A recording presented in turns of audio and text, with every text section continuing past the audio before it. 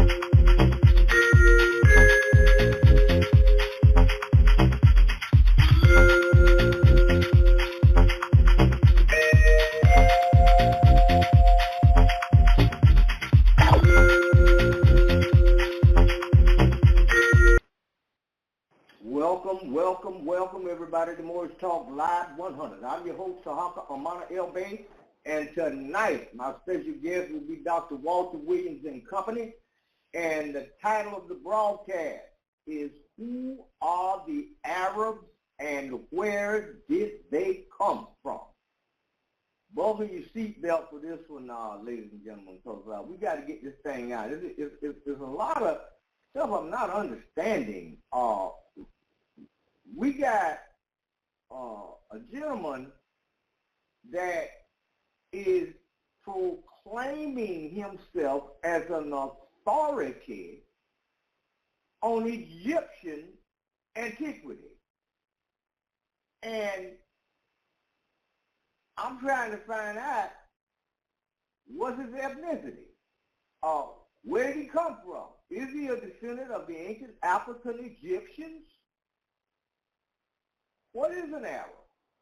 Why are they in ancient Egypt in North Africa? How did they get there?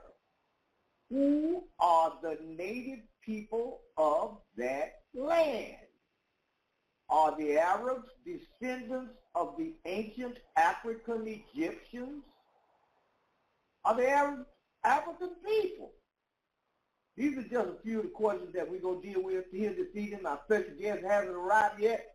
I'm going to go to the commercial break. Keep in mind that the chat room is wide open, and I need to put some information out there about this thing so we can get this thing settled once and for all, because I have seen this guy before, and he's telling people, well, this is so and so, and this happens. Wait a minute, who are you? That's the first thing I want to know. Y'all hold your hat, and we'll be right back. I'm going to take a little commercial break, and then we'll be back and we get down to this thing. Y'all hold on a minute, okay?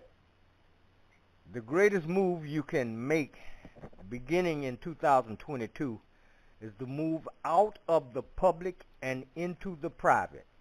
That's how you get rid of student loans, child support, mortgages, foreclosures, and all this kind of business. Go to tarhakadebtelimination.org. That's tarhakadebtelimination.org. Fill out my Contact Us form by leaving your email address, and I'll rush my free report straight to your email box. Our economy is in shambles today for people who insist on living in the public. Move into the private. Make an easy transaction.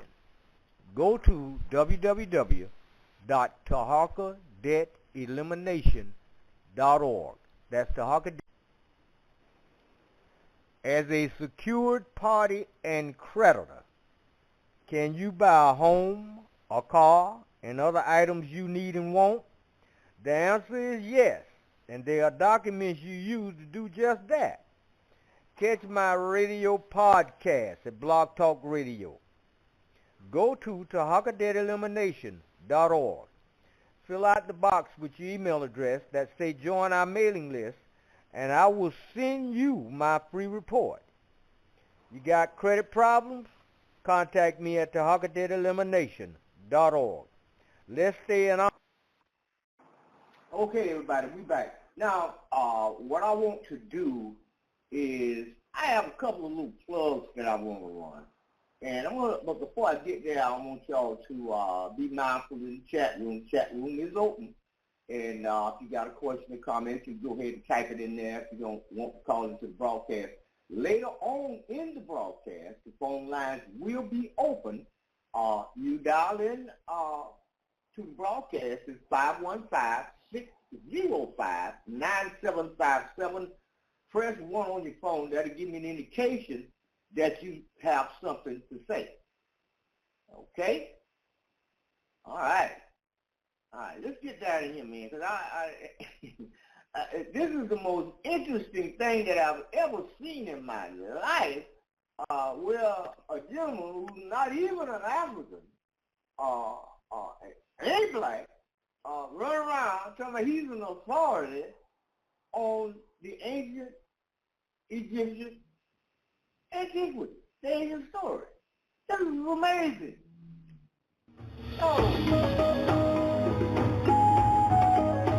Ancient Egypt has long been described as one of the greatest civilizations of all time. The Sphinx, pyramids of Giza, and countless more treasures still to be unearthed. The River Nile has a history as long as its body, but we'll get into that later. Here in the heart of ancient Egypt, what we know about the civilization is largely from what has been left behind. Artifacts reveal the Egyptians had a diverse belief system, its own language, and a complex hierarchical and political structure.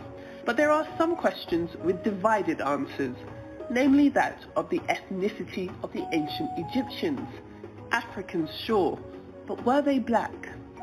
Sheikh Anta Diop was a Senegalese historian and anthropologist. He was a firm believer that the ancient Egyptians were in fact black.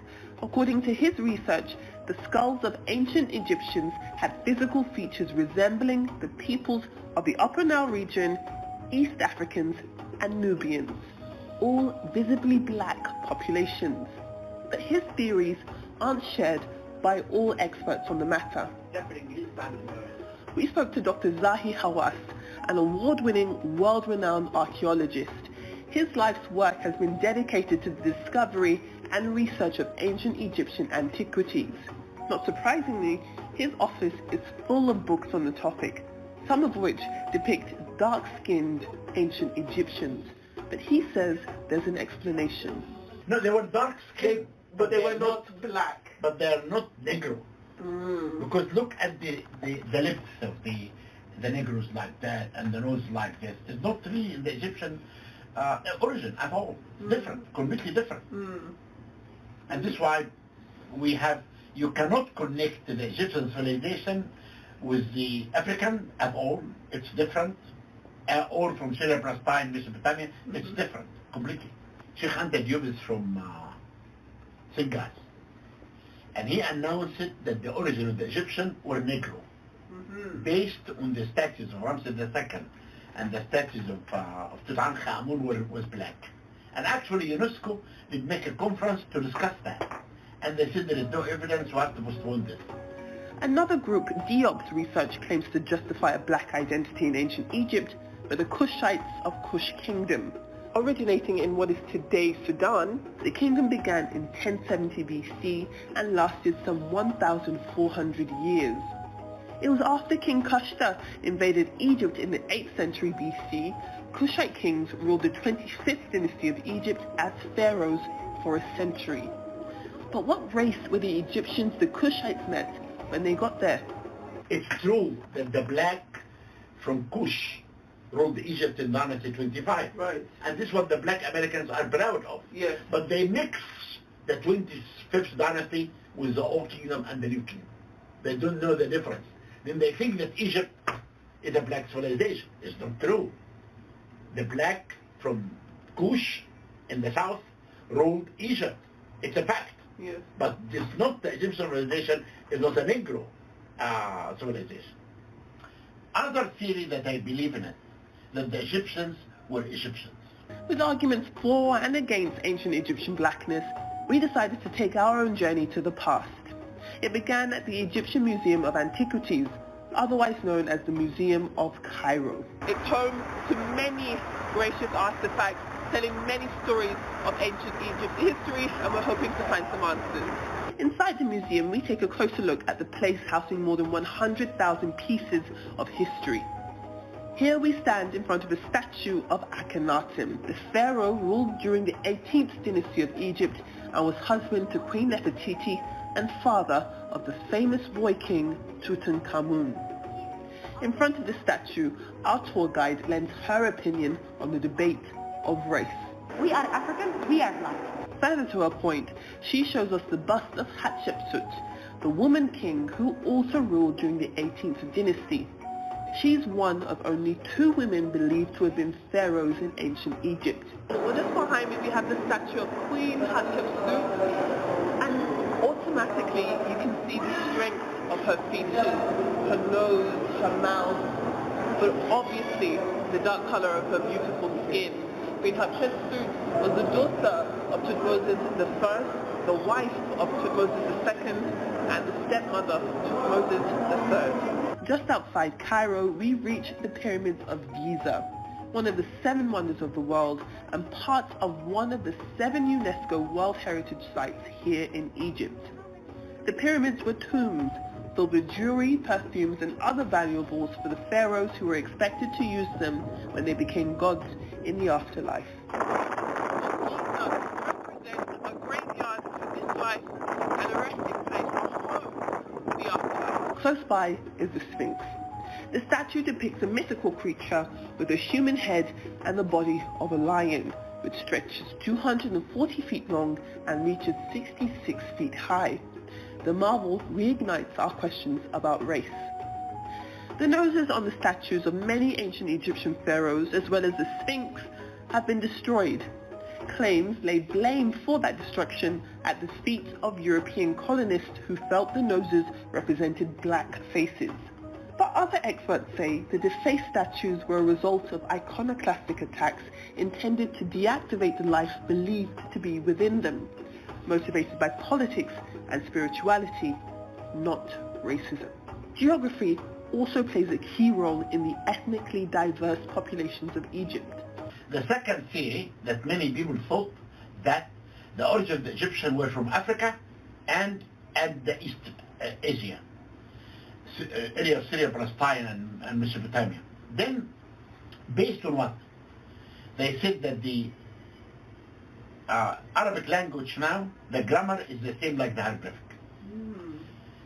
And also the people from the eastern Syria, Palestine, their faces light, like the people in the delta. The people in Upper Egypt, they are dark, African. And the African languages also has origin of the hieroglyphic grammar, the same. The Nile Delta, where the river empties into the Mediterranean Sea, saw the coming of Europeans, like Alexander the Great of Greece in 332 BC, who laid claim to Egypt's third largest city, naming it after himself, Alexandria. To the east are the populations in what is now Syria and Palestine and reach as far as Turkey, and then there's the undeniable presence of sub-Saharan Africa and the black populations therein. So Egypt, therefore, is a melting pot of history, culture, language, and race, united by one collective identity, African.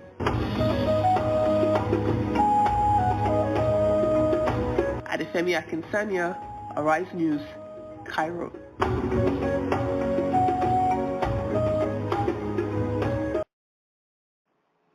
Okay, everybody, we back. There you have it. Here's this guy on that. This is amazing. I'm not going to go down into all of it right now. It appears that my guest has arrived, and I see has his hand raised, so I'm going to open up so we can get started with the broadcast. But we're going to get back in with this dude here, man, because this is incredible. Area code 773, Dr. Walter Williams, are you with us? Yes, sir. I'm here, Brother Tarhaka. Can you hear me? Yes, sir. You're coming across loud and clear. Good. Switchboard is not lit up just yet, so we don't have to worry about a whole lot, man. Who are the Arabs and where they came from is the title of the broadcast. Today is March the 26th, and I think we should lay all the cards out on the table on this. So what I'm going to do at this point is I'm going to back up and let you have the flow, and you go ahead and lay this thing out for us, man. Well, the first thing I want to do, Brother Tarhaka, is to apologize to you and Brother Yoel. I want to apologize to you because you told me that on the last broadcast that I had done and narrated the weather about the Ethiopians being Christians and the Colossians being Jews. But I told you, no, that's not true. But it was true. You were right. I've done so many talk shows back to back, and every week I'm doing a talk show here and a talk show there. So I got to admit that I was confused. So I owe you an apology for that. The next apology I owe you is for arguing with you and trying to prove my point, which I know in doing that, it set up an argument, and I came down harsh against you. So I want to apologize to you and the listening audience for doing that. Also, I want to do the same thing for Brother Yoel. I came down hard on him, trying to prove my point. So, in order for me to practice mayat, which that last broadcast, I went off of mayat. I didn't practice mayat. I went against the rules of mayat. The laws of mayat I went against. So I want to set the record straight and get myself back in tune with mayat. So I'm asking you to accept my apology. Yes, sir, Dr. Williams, I certainly do. I accept your apology, and that's water under the bridge, and we can move on, man. Apology accepted. Okay, thank you, Brother Tarhaka. I appreciate that. And Brother Yoel, are you there? No, he's not here yet, but he'll be in here. Okay, well, anyway, as I said before, I apologize to him too.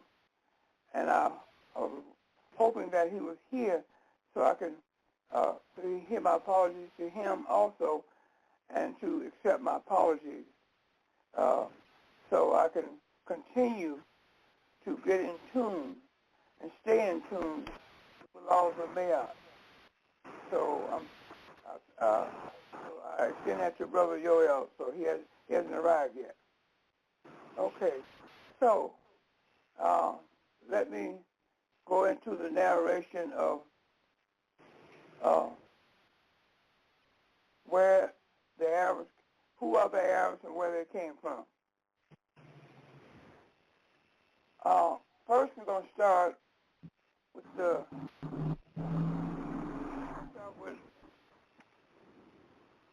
Arabs coming out of Afghanistan. That's where the Arabs came out of Afghanistan. Afghanistan borders Northeast Africa, called the Middle East today, which is a political name which the British gave that area of the world that name after World War I. So I want to emphasize again that they came out of Afghanistan, and Afghanistan borders Iran,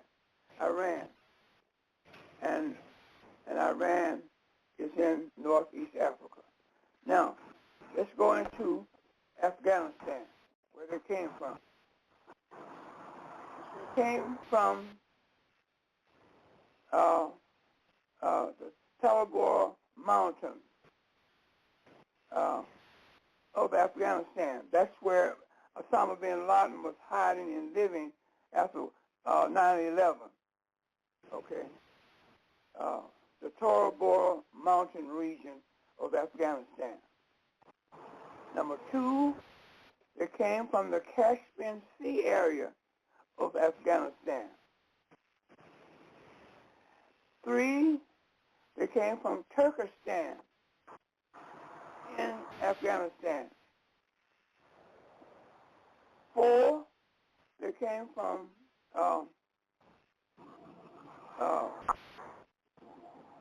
the people that we know today as the people that we know today as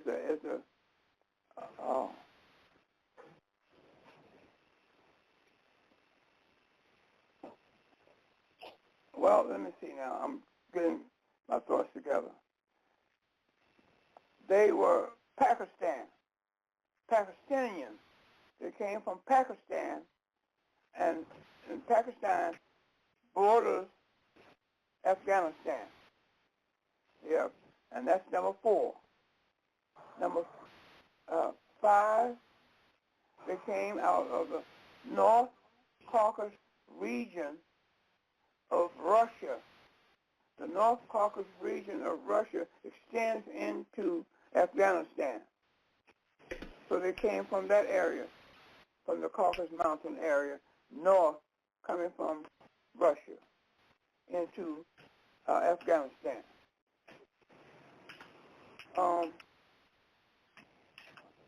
Number 5, they came from Azerbaijan, which was annexed to Russia in the 19th century. And they came from Armenia. That country also was annexed to Russia in the 19th century. So those are the 7 places where they came from. So they came into which is known as North East Africa in 1071 with the arrival of the Seljukian Turks who came into that area in 1071 and began to usurp land area from the Byzantine rulers over there. And they settled in a country that we know today as Turkey. Okay? Now,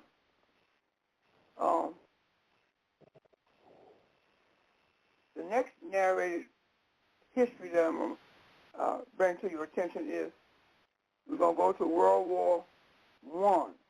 World War I is started in 1914 and ended in 1918.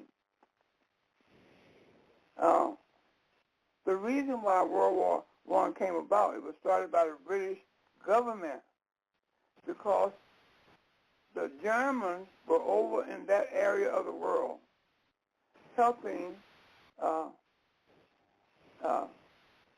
the Ottoman Turks build a railroad. And the British was afraid that with the help of the Germans building the railroad, that they would get first choice of the control of all that oil that's over there. That section of the world is rich with oil, to soak it in oil. So the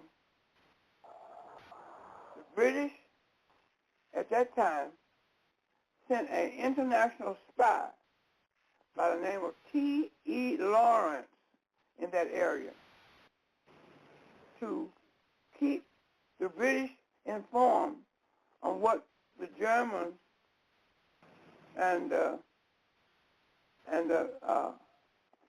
Turks was doing over there. And T.E. Lawrence was helped by an Arab by the name of Hussein Ibn Ali, of the Hussein family that's still over there in control of certain areas of that land area over there.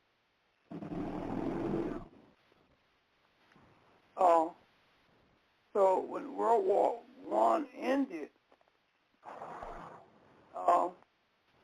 and the British toppled the Byzantine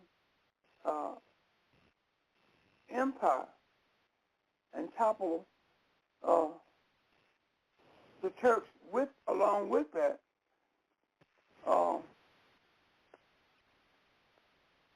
the League of Nations in 1920 was formed in Britain.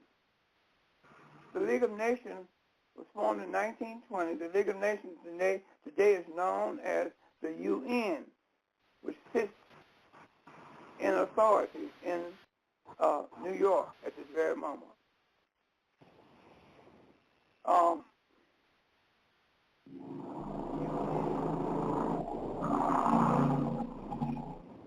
The League of Nations gave the mandate to Britain for the whole area over there.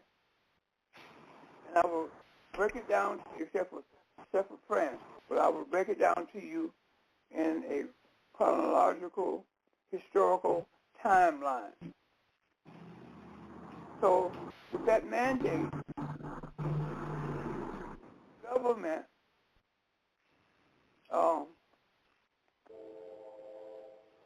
that mandate coming from the League of Nations in 1920, the British government took Arabia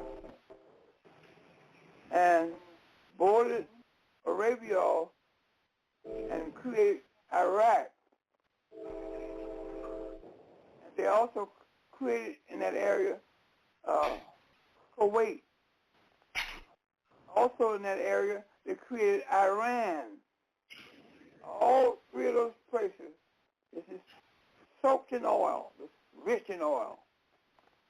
And then, during that same time,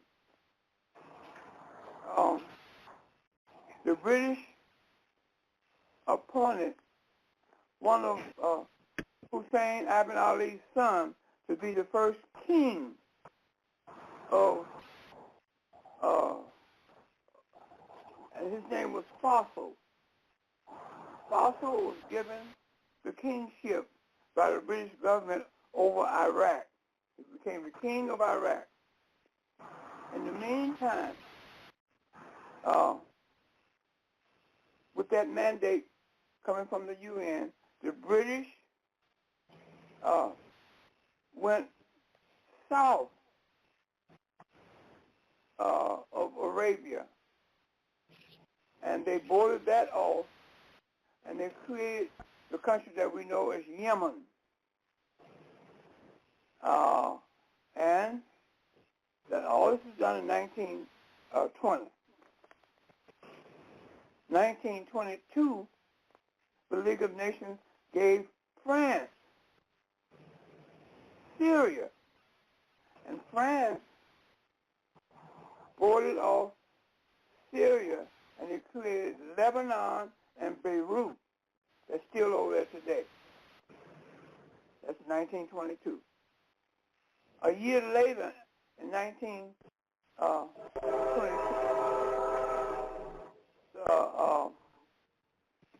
the League of, with that mandate coming from the League of,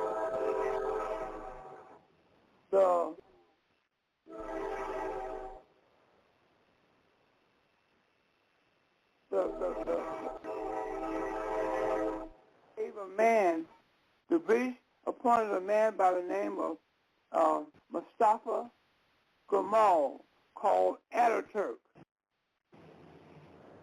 Now, Mustafa Kemal called Ataturk had instructions to make Turkey a European country. That was a agreement between the British and Mustafa Kemal called Ataturk to make Turkey a European country, which he did. When he came to power in 1923, he demanded all the residents that lived in that area had to have a surname. In other words, it couldn't be no more Henry or John. It had to be John who? John Smith or John, whatever. Just give you an example. But they had Arab names, you know. So they had that was the stipulation that the British gave to Mustafa Kemal called Ataturk to make Turkey a European country, which he did. That's in 1923. Now, let's go without narration to another area with the same mandate coming from the League of Nations to the British government. Now, they, with that mandate, now we come up to the time of the creation of what is known as the country that's called Jordan. Jordan was just a land region, nothing built on it, nothing at all, just a land area. So in 1929, the British took what we know today as the country of Jordan, which was nothing but a plain piece of land, and they built that we know today Jordan on that land area over there. And so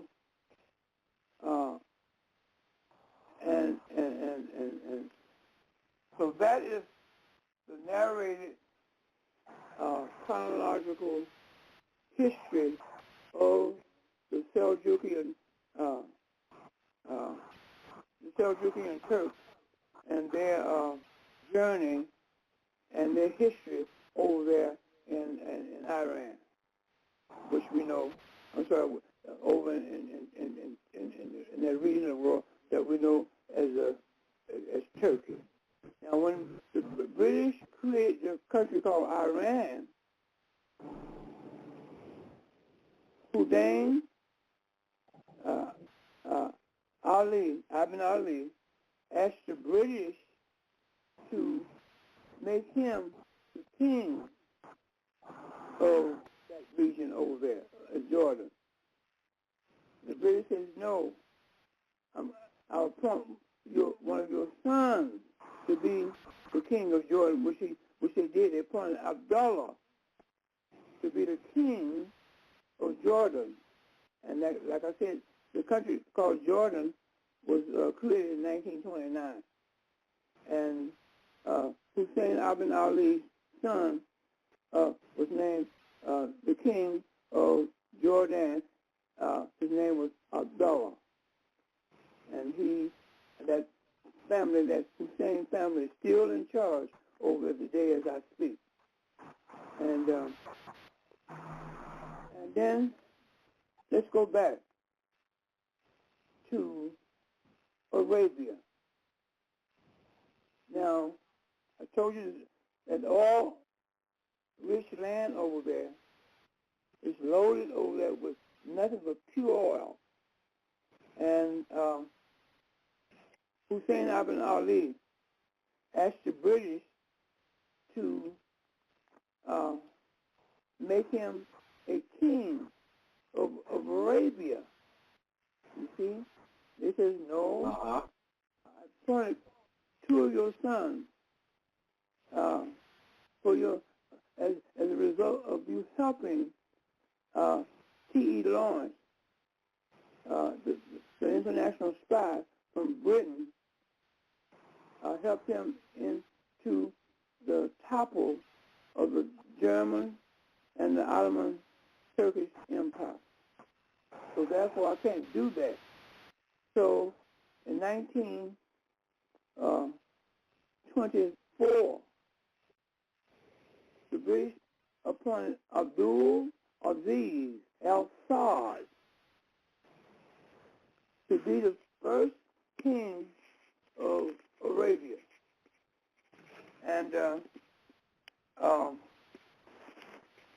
this is done in 1924. So that is a narrative history of who are the Arabs and where they came from. Brother Tarhaka? Okay, Dr. Williams, fantastic. Now,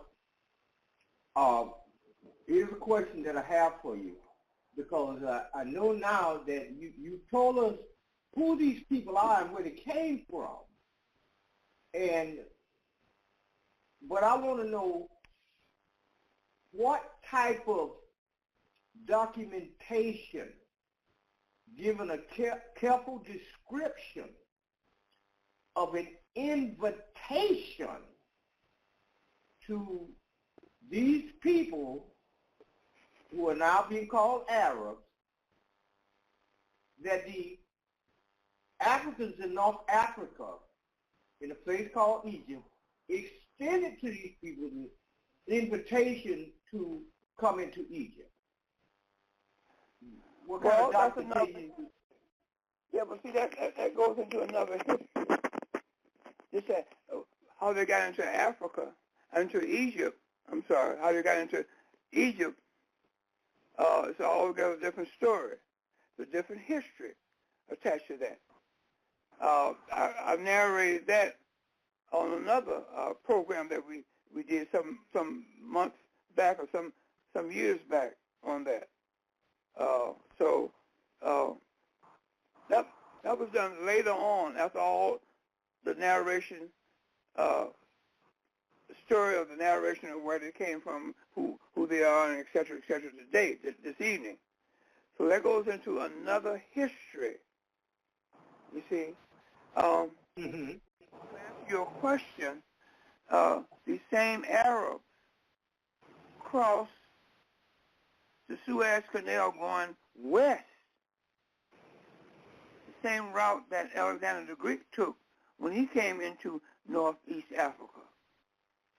They went west into crossing the Suez Canal and the Red Sea to get into Egypt. And once they got into Egypt, they began to settle in Egypt, Lebanon, I'm sorry, not Lebanon, but Libya, Tunisia, Algeria, Morocco, and Mauritania. So that's where they are today, up in that area over there. But all that territory was all 100% Africans during that migration and invasion of them by them. So that's really, like I said, that's a different history of how they got over there. So I hope that answered your question. Yes, it did. But this guy, I know you gave us a little bit of information about him, this Hawazi, whatever his name is, that's up over in there, claiming to be some type of authority on the antiquities of the ancient African Egyptians, and telling people that the Cushites were black Africans, but the Egyptians were not black. This is one of the most Hawazi. Huh? The little guy Hawazi that's supposed to be he's being regarded as some type of authority on the history of the ancient Egyptian people. Okay. I think his name is Hawazi or something. I played a little plug about him before you come on. Are you talking about Hawazi? Yeah. You're not talking about Hawazi, are you? Yeah. Oh, Hawazi is horrible, man. But anyway, that goes into another history also about Hawazi. You see, here's the thing. Since the ancient Egyptians' descendants, which we are, the descendants of ancient Egyptians, since we have been taught away from ancient Egypt, and there's no African to rebut him, because we're over here dealing with these various religions and all this confusion coming from the school system that taught us, we don't challenge him to that point. So he gets away with that. I know you're talking about Hawass. Number two, Brother Tarhaka, you got to ask this question. Did civilization come from China? The answer would be what? No.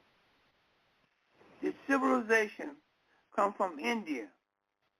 The answer would be no. Did civilization come from Europe? The answer would be no. Where did civilization come from? It came out of North Africa in a country called Egypt, where the Great Pyramid is built, the greatest monument that has ever been built on planet Earth by man. Coming from their culture and their knowledge of creating mathematics, all forms of mathematics, they created a mathematic formula to build that great pyramid that no human on earth have ever figured out the formula that they use. And also, that pyramid originally was built to extend 490 feet high in the air. 490 feet high, 490 feet storage. And each side at the base of the pyramid measures 756 square feet on all four sides. Awesome. They also created what is known as the Sphinx. The body of the Sphinx is 2 city blocks long with a African face carved in stones 6 feet high above it, with African face in it. So these are some of the things that we had to know about our ancestors, the ancient Egyptians, and no one has challenged Hawass, but we have to, now that we know the truth, we have to challenge them. And anybody else that come into the arena saying that they are descendants of the ancient Egyptians when they look like white folks. Okay? So I have a new book, Tarhaka, that's coming out called Dispelling Myths of Ancient Egypt. That book will be out in the next 3 to 4 months. And okay. It's dynamite. Now, I can give you a little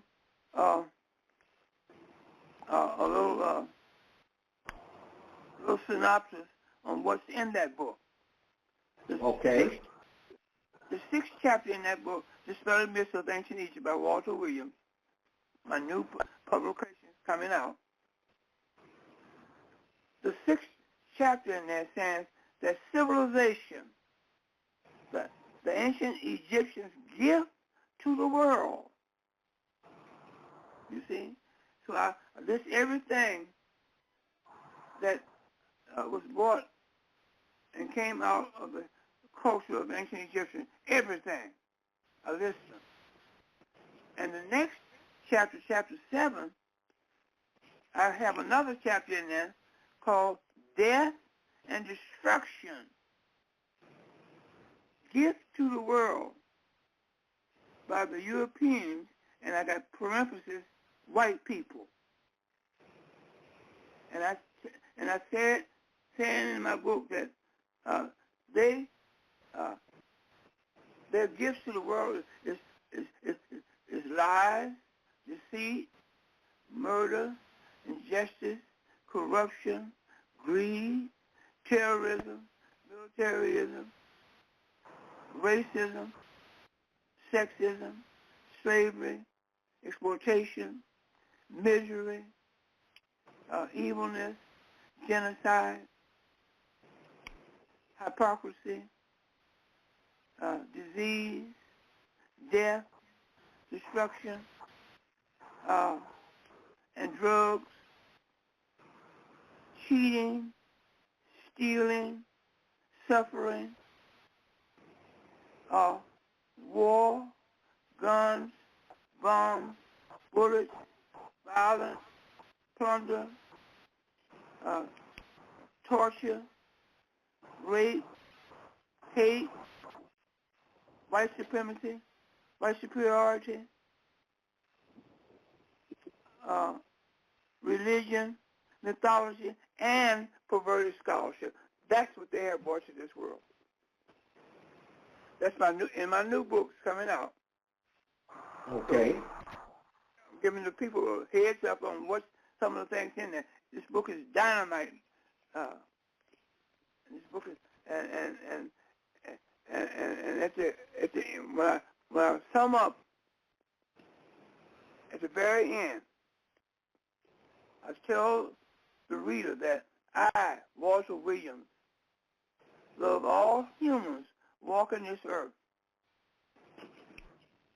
including the European, including the white race. That's why. So they can't say I'm racist or anti-this or anti-that. They can't say that because I said I love every human walking this earth. You got 8 billion or more humans walking this earth every day. And I love all 8 billion humans. Any human that's walking this earth, I love you. And that includes the white race. So that, and then I said in there at the end, I said I have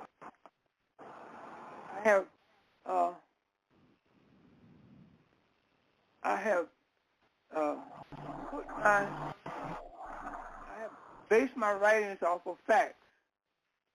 And facts, I was told some years back, was facts are stronger than argument, more profound than reasoning, more dependable than opinions, silence dispute, supersedes prediction, and facts always end the argument.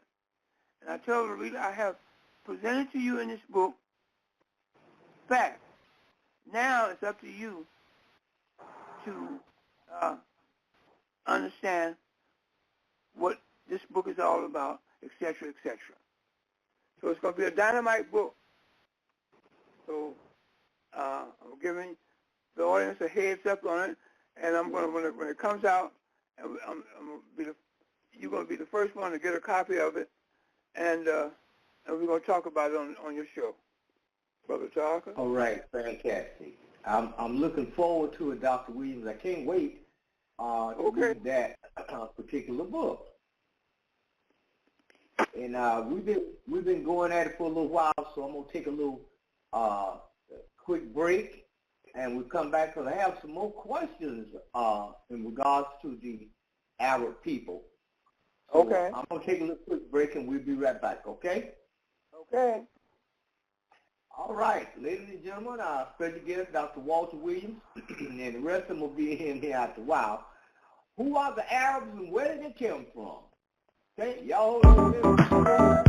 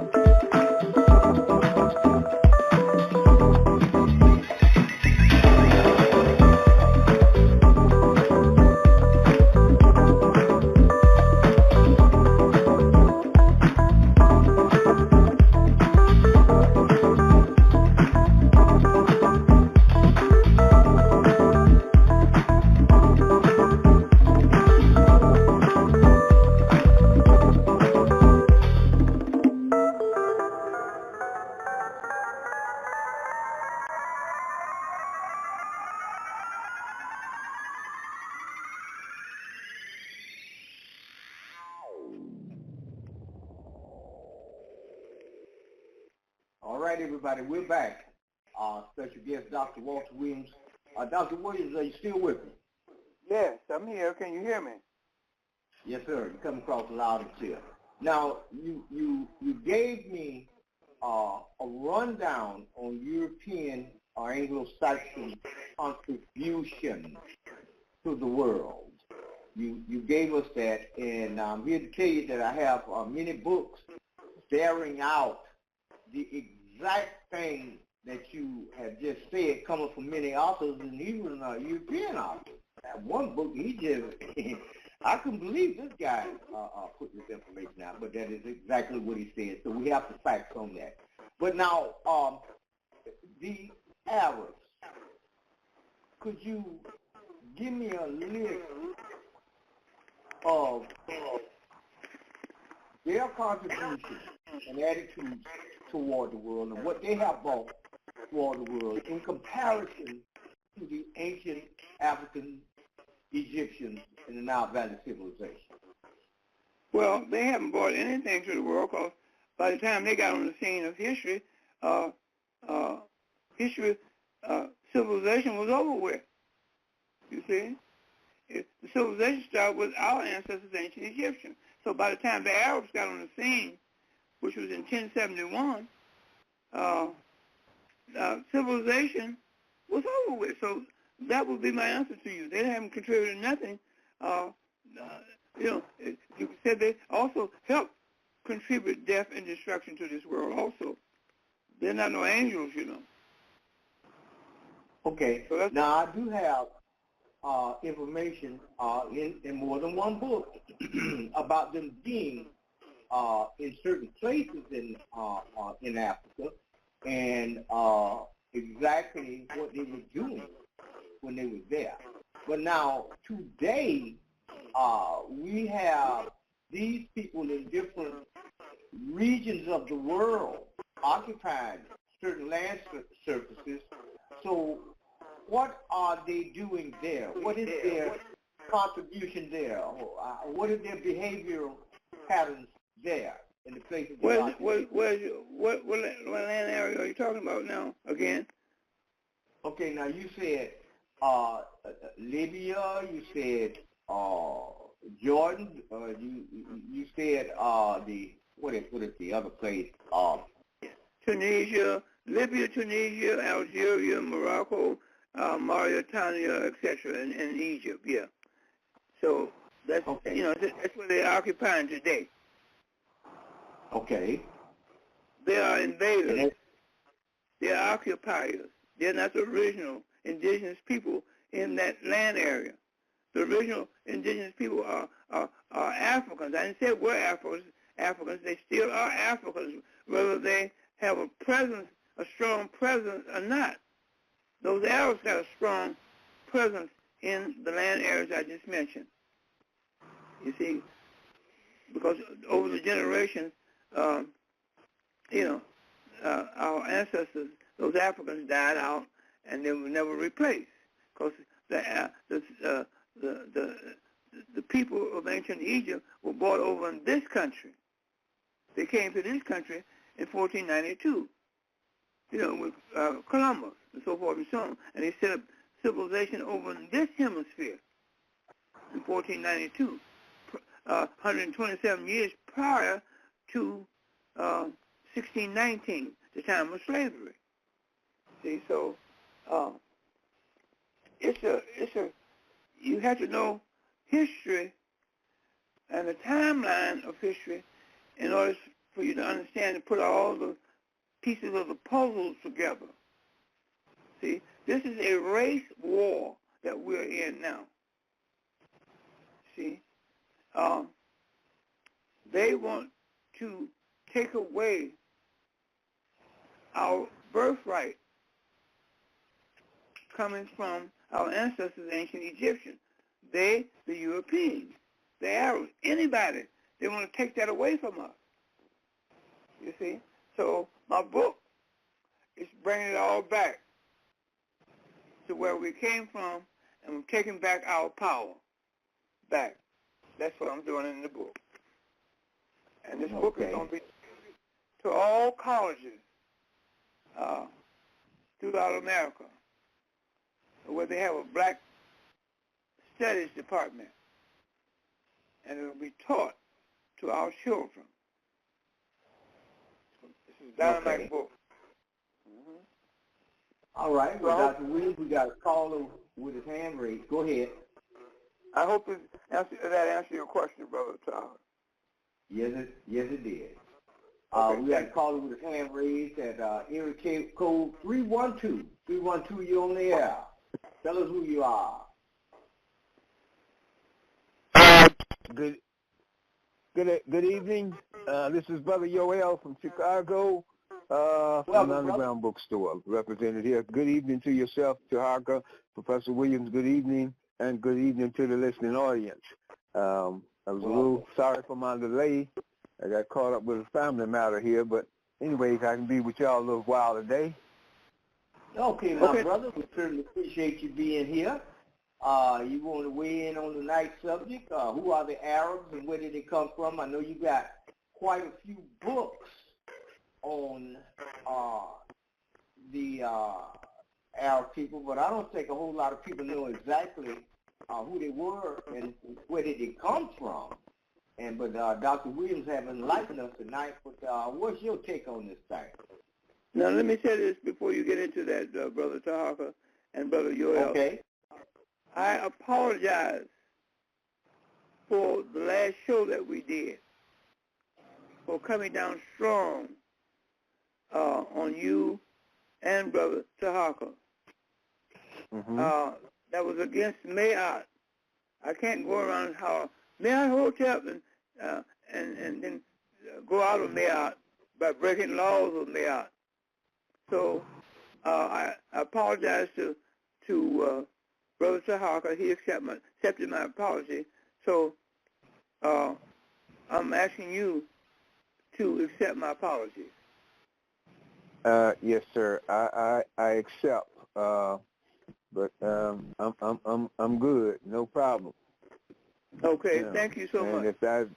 And since this is in line with some other things that are going right now, the spirit of other things are going in right now. If anything that I've done to offend you or Tarhaka for that matter, then I apologize for those things. Okay, well, sweet. Thank you, Brother Yoel, and thank you, Brother Tarhaka. Now, so go ahead with your question to Brother Yoel Tarhaka. Okay, so I think the question was,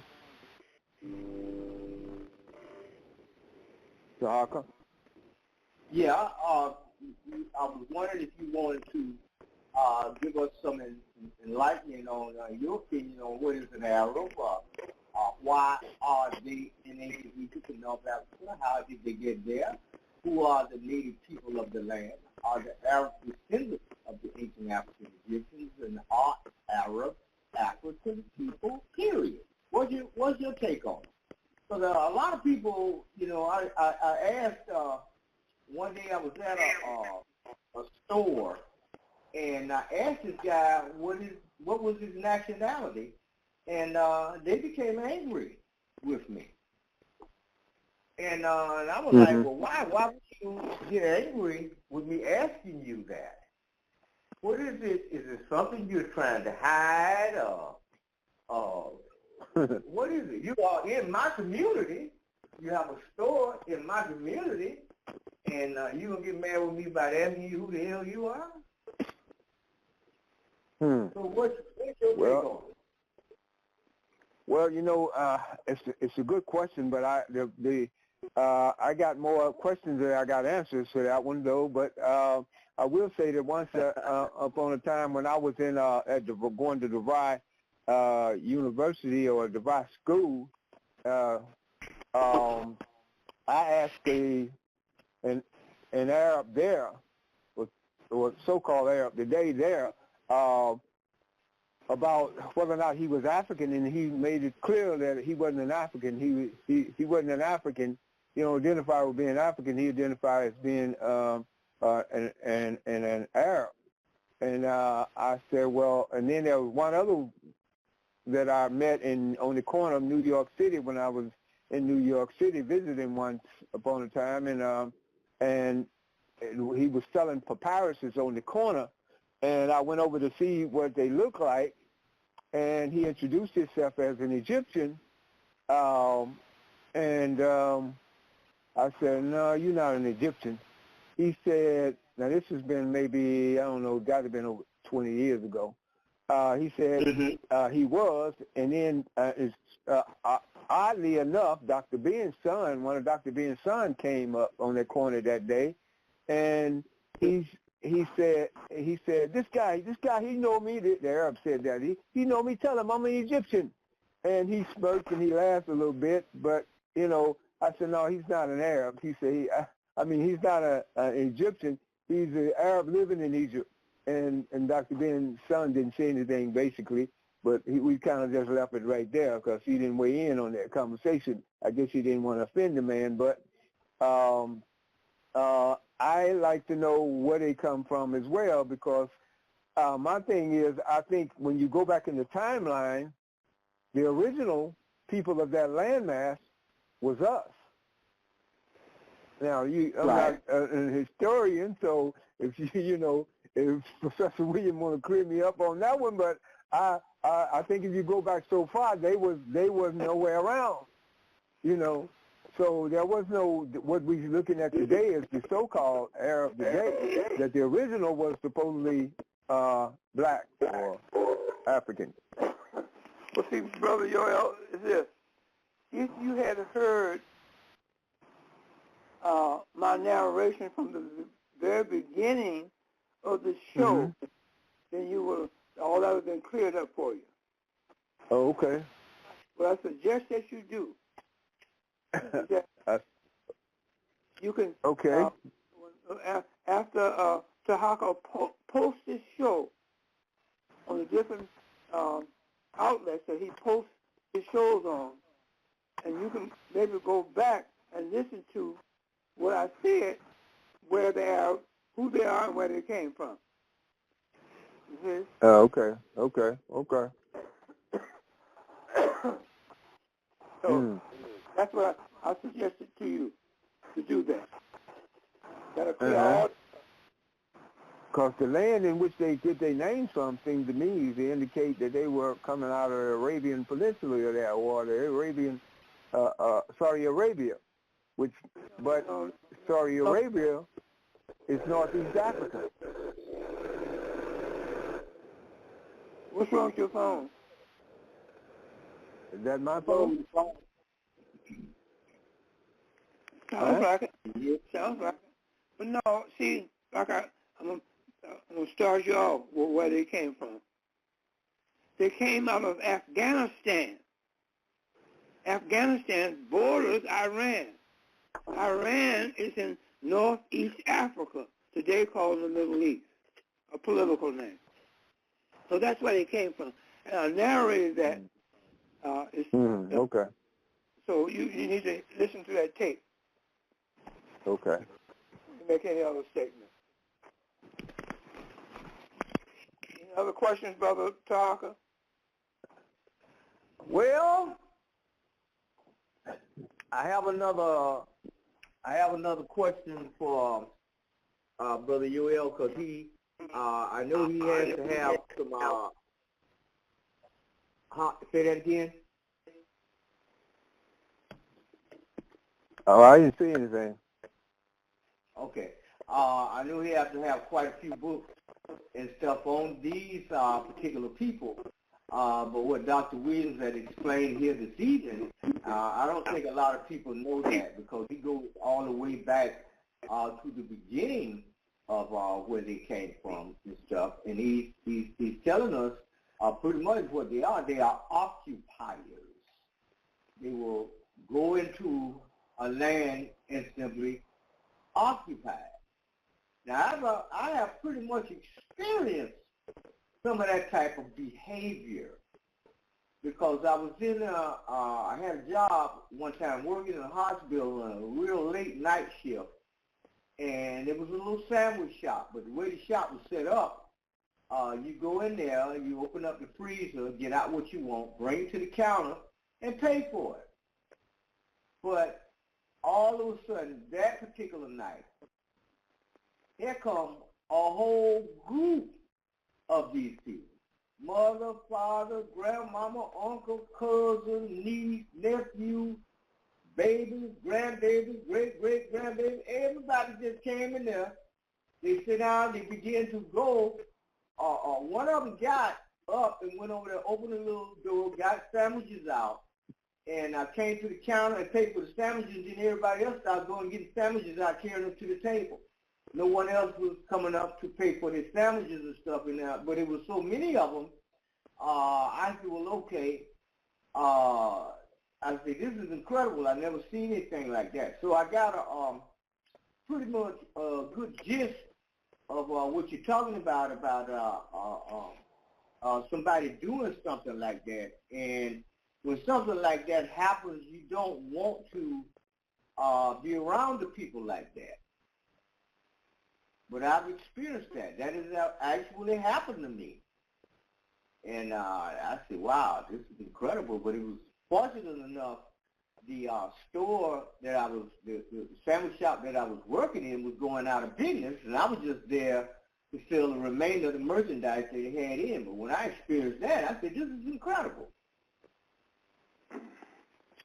So you're saying that they were just taking stuff?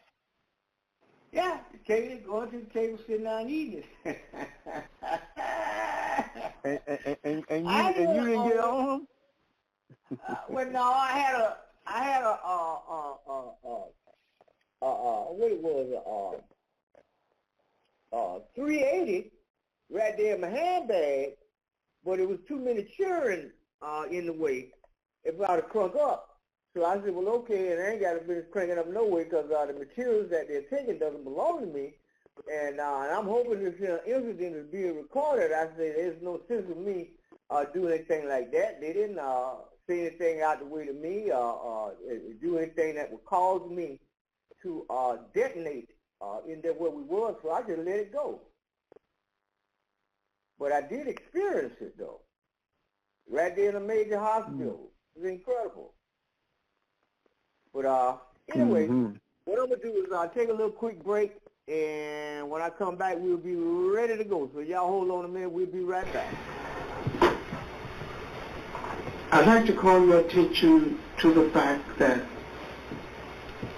we have not only shown proper appreciation for Sheikh Anta as a thinker, we have not shown proper appreciation for the African mind as a thinking mechanism with something to contribute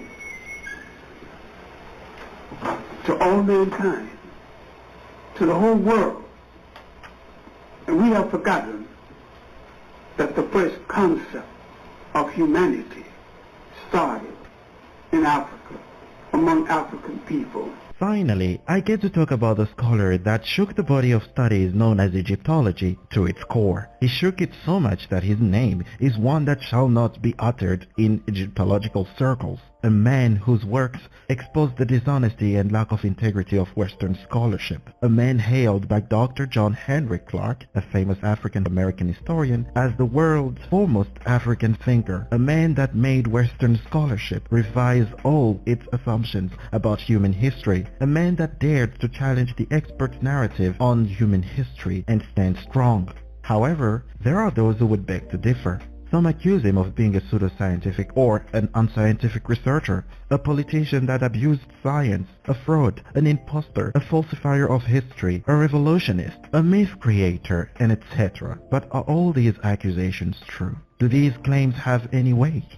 Do his detractors accurately depict his character? Do they do justice to his thesis when asked about it? Do they fairly characterize the essence of his work? And more so, who even was this scholar? That scholar's name was Sheikh Anta Diop. If you want to find out about the man known as Sheikh Anta Diop and what he did, keep watching this video. So the first question I deem important to answer is, who was Sheikh Anta Diop? Sheikh Anta Diop was a brilliant African scholar born in Senegal in 1923 And when I say brilliant scholar, I mean it. The man was, and I'm not kidding here, a historian, a linguist, a physicist, a chemist, a philosopher, an anthropologist, a sociologist, an Egyptologist, an author, a professor, and a researcher. Okay, now that was a busy man. He obtained training and accreditations for all the occupations mentioned. He was a polymath, a trained scientist, and a trained researcher. He was one of the first scholars to use a multidisciplinary approach to African history. During his chemistry and physics curriculum, he attended classes taught by Nobel Prize winner Frédéric Joliot-Curie. He obtained a doctorate in social sciences with honorable mentions from the University of Paris in 1960. After that, he went on to become a professor at the University of Dakar. So just from this short intro, we can already see that we are not dealing with an unscientific man or a pseudoscientist. The man was a trained researcher of the fields he challenged. Hence, we are not dealing with a non-expert in the field discussing things that they may not have fully understood. So what did Dr. Diop actually challenge? Well, Cheikh Anta Diop challenged the idea that Africa had no historical past. I know, right? Crazy stuff. We all know Africans have no past. The great philosopher Hegel said so. It's a fact. Europeans.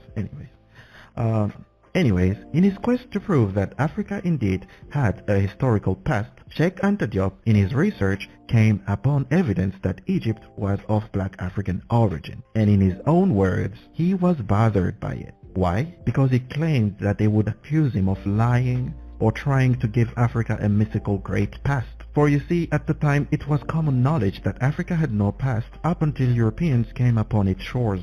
This was taught to Cheikh Anta Diop and countless other people when he was in school. But even then, he knew it was all BS, showcasing an early ability to sniff up BS of the so-called experts, who then were claiming boldly that Africa hadn't contributed anything to human history, or more accurately, to civilization. This belief is still alive today, though not as much as before. One can still hear an echo of this belief in the words of ex-French President Sarkozy when he claimed that, and I quote, Africa had not entered history enough. BS, of course, since humanity's history started in Africa. I mean, Africa is the birthplace of humanity, just so everyone knows. Mind you, this fact was also being extremely challenged at the time Cheikh Anta Diop was doing his research and studying. And guess who contributed into proving this fact? That's right, it's Cheikh Anta Diop. At the time, the experts used to believe that humanity emerged on each continent separately, although Charles Darwin had already mentioned that that was not very likely since his theory didn't work like that. As Diop also pointed out, Diop understood the theory of evolution very well, and he used that knowledge to put to rights the early history of humanity. So that alone already caused a lot of indignation at the time, but our man Diop wasn't done with them. Oh no, he wasn't. He further went on to claim that Africa not only has a past, but also is home to ancient Egypt, one of the earliest and most sophisticated civilizations known to man. Diop brought forth undeniable evidence for a Negro African Egypt, and boom, there it was. The bomb had been dropped. The scholars couldn't believe what they had heard. Their indignation reached the highest levels. They couldn't believe that an African dared to utter such heresy. Africa with a past? And on top of that, they even had a civilization? And they invented writing? Hell no, said the European scholar of the time. He must be making it all up or something. Egypt an African civilization? Impossible. And so they ridiculed it at first. Then they became indignant as Diop brought forth more evidence supporting his thesis. Wow, what a way to debunk someone with ridicule instead of bringing counter-argument and counter-evidence. Alright, let's continue. Some accused him of being a fraud, a myth creator, a charlatan, and a liar. Some accused him of falsifying history, coming from the guys who were falsifying history at the time. Jesus, the projection! So, as Diop feared, they came after him with slanders and accusations of all sorts, just as he said. However, none of them, the scholars I mean, addressed this thesis with arguments worthy of the name. And in spite of all the accusations launched at him, Diop did not let that stop him from telling the truth, from stating facts. So we clearly see that this was a man who had intellectual courage. The man was ready to defend his thesis against anyone who could oppose any worthy argument against it. Alas, it was mostly slanders and indignation from the other modern scholars. Name-calling all that African. Actually, here's a funny anecdote. Dr. Théophile Benga, who was a disciple of Dr. Cheikh Anta Diop, said that people were mocking Diop's gigantic book called Nation Nègre Culture. They used to say that Diop wrote a book as huge and dense as the equatorial forest to prove that the Egyptians were black. Is that a way to debunk an argument? Come on. Now, one may ask, how did Diop reach his conclusions? Was it through a scientific procedure? Is there any validity to what he claimed? Well, before I answer these questions, I would first like to show you how an Egyptologist answered these questions. Cheikh Anta Diop is from Senegal, and he announced that the origin of the Egyptians were Negro, based on the statues of Ramses II, and the statues of Tutankhamun was black. What? And the statues of Tutankhamun was black. Actually, UNESCO did make a conference to discuss that, and they said there is no evidence what was wounded. Bro, what are you talking about, man? Right, it's Zayoas again, claiming that Dr. Diop reached his conclusions by observing the nose of Ramses II and the black statue of King Tut. A lie, of course, a lie. My guy Hawass is lying. He is completely misrepresenting Diop's thesis here. Unlike what the other claims there in the video, Diop did not come to his conclusions after seeing the black statue of King Tut. Come on, man. We are talking about a trained scientific researcher here and a historian. Does he really believe that those 2 points were enough to lead him to his conclusions? Come on, Hawass. Some of us aren't ignorant. We have read Diop. We've listened to his arguments. A true critical mind would give a read to an opposing thesis and listen to the arguments and fairly represent them. Did he even read any of Dr. Diop's work? What a fraud. Come on, man. Can anybody even trust this guy anymore? Anyhow, now let me answer the questions that I posed earlier. How did Diop reach his conclusions? Cheikh Anta Diop, as I mentioned earlier, was deeply in disagreement with the Africa had no past BS. So much so that it cost him to repeat a high school class 3 times, because he was challenging his racist teacher's views on African supposed inferiority theorized by Arthur de Gobineau, or Arthur de Gobineau. Yeah, that stupid man I always show in my videos when talking about racism. Yeah, that guy. The smartest guy in Renaissance Europe.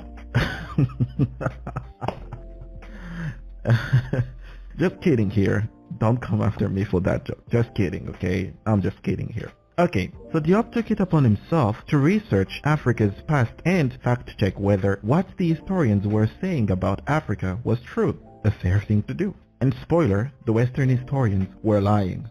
So Diop kept on digging into Africa's past and kept finding incredible stuff that wasn't taught to him in school. Things such as the Empire of Mali, the Dahomey Kingdom, the Kushite empires, the Aksumite empires, the Ghana Empire, the Songhai Empire, the Great Zimbabwe, the Kingdom of Congo, and many other great African kingdoms, and many more facts about African history. Until in his research for Africa's past, he came upon Egypt. How did he come upon Egypt? Well, remember that the Europeans all agreed that Egypt was Black African in the 1700s. Yeah, remember that? Good. Well, they wrote that down, as scholars do, and they wrote down why they thought so. This means that Diop came upon books written by European scholars that cited anthropological evidence, iconographical evidence, archaeological evidence, as well as ancient testimonies that claimed that the Egyptians, the ancient Egyptians, were Black Africans. So what does someone with a critical scientific mind do when they come upon such evidence? Well, they go to the source and dig deeper, and boy did he find out more evidence. The amount of evidence for a Black African ancient Egypt he had found was so abundant that he decided to make his doctorate thesis about it. This thesis was at first declined, because no one wanted to be its jury. Anyhow, isn't that funny? You claim you are scientific, right? But you refuse to judge a thesis because it challenges your entire worldview.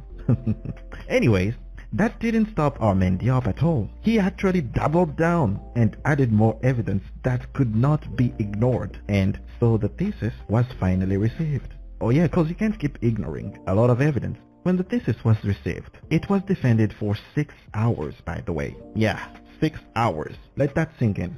After this thesis, Diop received his doctorate of arts in social sciences with honorable mentions.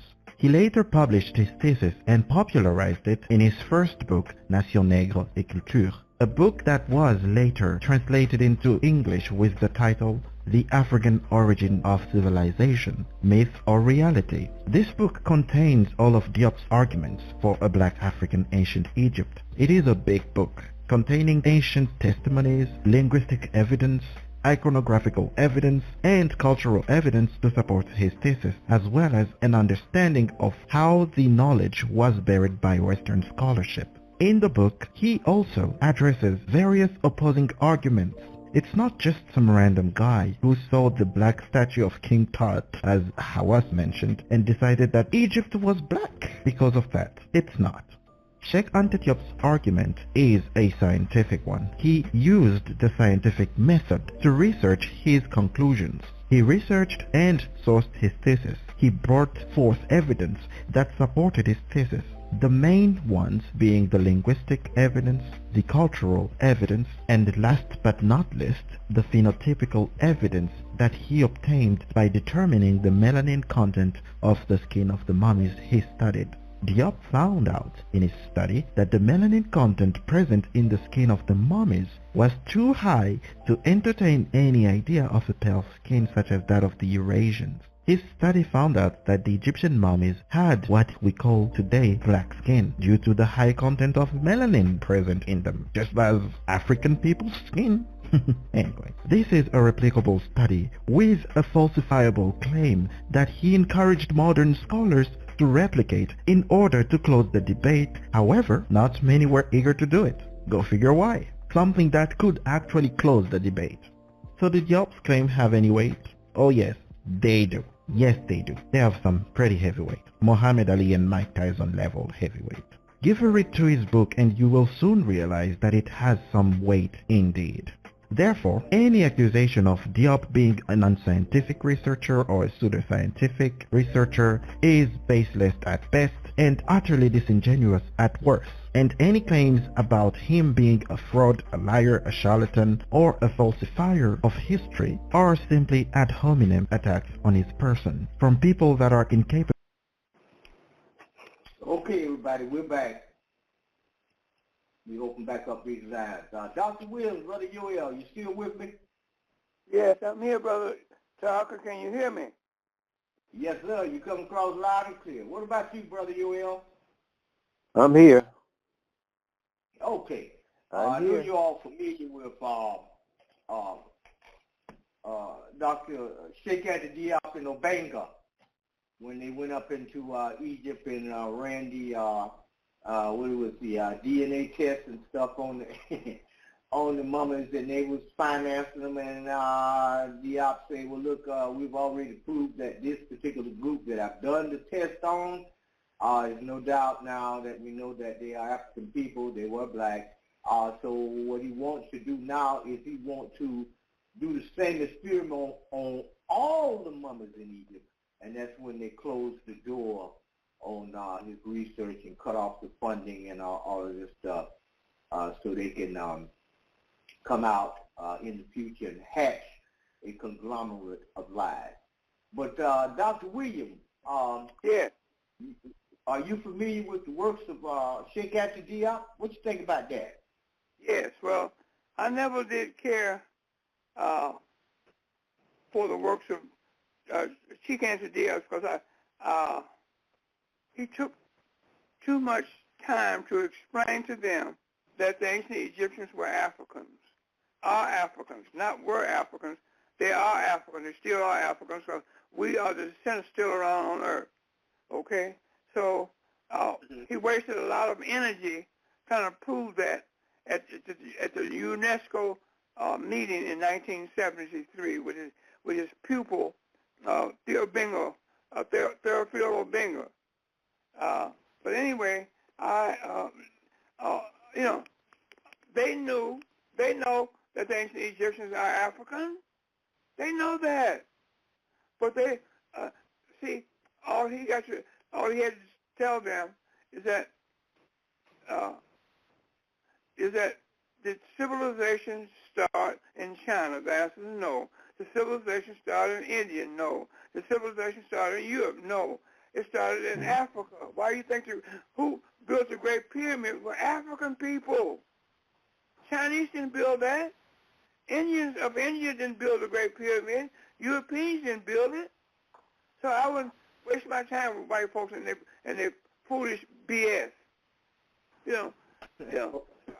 Oh, I would waste my time with them like that. Okay, brother Yoel. Okay, Dr. Williams. Brother Yoel, what's your take on the situation? Well, I don't know. I guess I'm kind of happy that when they left, they were in awe and they said, "Who is that masked man anyway?" So he went there, and I guess probably I'm thinking that he maybe went there because he knew that he would be challenged by these white folks, and he went there with all his arsenal, I guess, to prove it.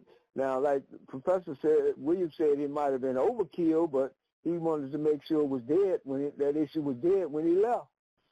So, that might have been a silver bullet that made it over in one shot, but he took a fully loaded weapon, So either way, I'm good with that,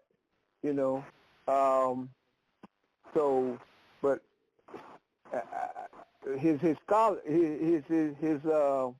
work is okay. Only thing I look at when it comes to Sheikh Anta Diop is why he couldn't use that scholarship to look back at Senegal and get him one of them fine Senegalese women. Right, which he didn't do. The man was busy at the time. He might have got around to it. He was a little busy. Yeah, okay. Well, he didn't get around to it. Well, he was going to do it now. And the same thing happened with, what is his name? What is the scientist's name? Nikola Tesla. He was going to get around to it.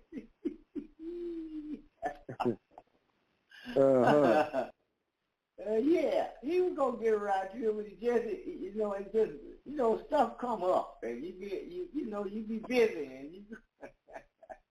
But anyway, But I wanted to ask something else when you asked me about these Arabs, so-called Arabs. I'm thinking that when you say in the store, I don't think I've had a lot of books that deal with the origin of where he comes from. I'd like to maybe visit that, get a collection of books like that, but I haven't had any of us over the years who ventured to even want to go into where they came from. So I don't have a lot of books on that subject or dealing with that, If you got a list, send me. Huh? Dr. Williams laid it out tonight. He told you where he came from, who helped put him in these places. He was telling us about it was the British or Europe. Say that we want you all to be Europeans and this, that, and the other. Well, the way I look at the situation is like this. Okay. We know about the Nile Valley civilization, their contribution to the world. We know that. So what I look at is a series of events in time sequence. When the Egyptians was doing this, the first dynasty, the second dynasty, the third dynasty, the fourth dynasty, at each one of these points in time in history, what was going on in Afghanistan? By the time the 25th dynasty came along, what was going on in Afghanistan. By the time of the close of civilization, and everything that needs to be taught has already been taught. Everything that needs to be said has already been said. So let us look at Afghanistan with this particular people and see what have they brought to contribute to the world. Nothing. Okay. So we got now my next question is what's his ethnicity? Because he's in Egypt, and the world looking at him as some type of authority on someone else's culture. So what's his ethnicity, Dr. Williams? He's an Arab. He's a European mixture. Okay. Okay, Hawass is nothing but a plain old Arab European. Got a mixture of European in his DNA. Okay? And like I said before, he gets away with it because nobody's challenged him. Nobody from the African community challenges him on that. See, so he gets away with it because this country have took us in their school system and taught us away from ancient Egypt. And when my book come out, it's going to dispel all of that. Okay? So, Hawass is nothing but an Arab with European mixture in his bloodline. That's all. Okay, but now, the information that he's putting out is what? Misinformation. That's what it is. Misinformation. Okay? And he gets away with it because the descendants of ancient Egyptians have been taught away from ancient Egypt. So there's silence there. You see, that's the reason why, Brother Tarhaka, I like to, when I talk about a subject, I go to the very foundation, the beginning of that subject. See? I don't start in the middle of the subject or near the end of that subject. I go to the foundation, so I will have a good foundation and good information coming from that foundation about the subject. See? So tonight I narrated the foundation and the origin of the Arabs and where they came from. Who are they and where they came from. And Hawass is part of that group. Oh, gee.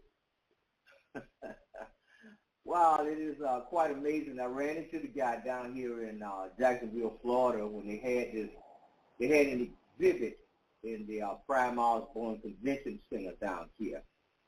And the people were asking him questions. Now, actually, I was looking at him, and I didn't know no better. I wasn't doing no research on Africa and anything on them back then in them days.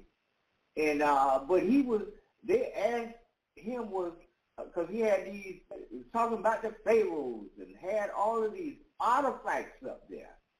And he was telling the people, they was asking him about this particular pharaoh, and he was saying, well, no, this pharaoh here is not the pharaoh that went up against Moses, as if he knew what he was talking about. And I was looking at him, I said, well, you know, this guy, he's an Egyptian?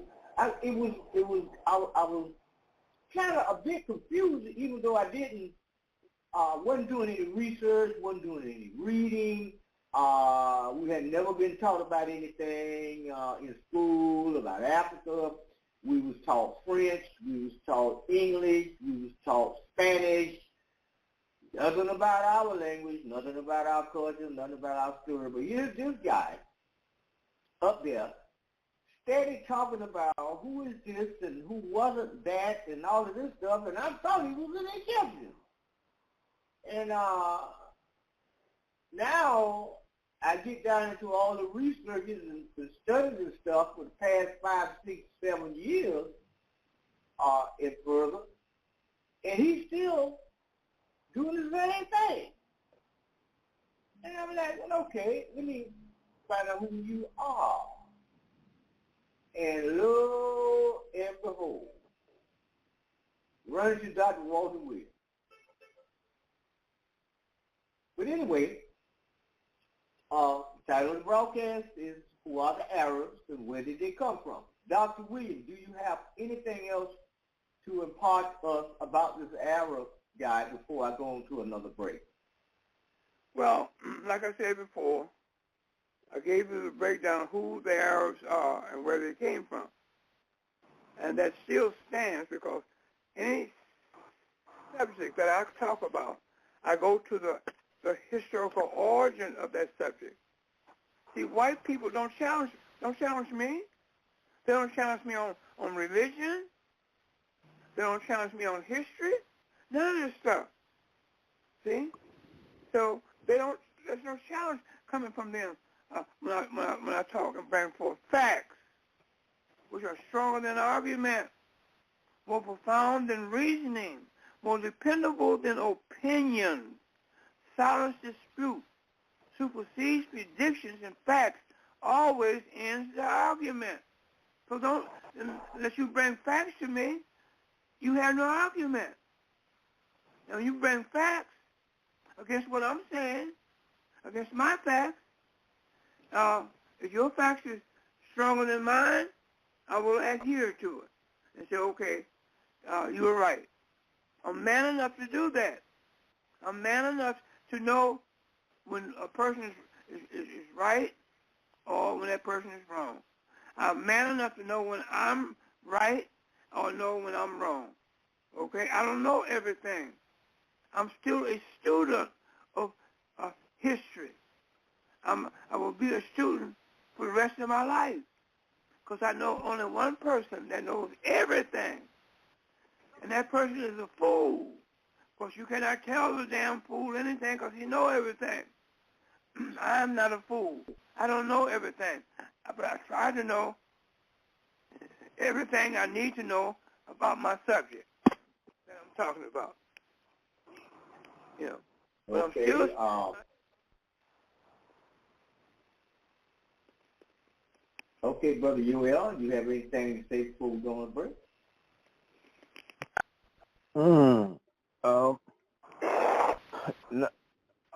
Well, not really. No. Okay. All right, we're going to take a little break, and the title of this little plug is Who Are the Arabs? So let's listen, there's going to be a few minutes, and then we'll go down and cook. Hold on. Who are Arabs? Are we tribes in the desert who own a collection of oil wells? Or are we a bunch of angry people constantly at war? You know, terrorists. Or are we as exotic or as mysterious as some media shows us to be? All of these are stereotypes, of course. And for someone who wants to represent Arabs to the West on YouTube, it's confusing for me how to begin to explain who we are. But I'm gonna try. Like any other culture out there, ours consists of beliefs and values, norms, language, geographical location, and of course, history. Like any society out there, I believe that we are normal, if such a thing exists. Most of us believe in God, although we practice different faiths.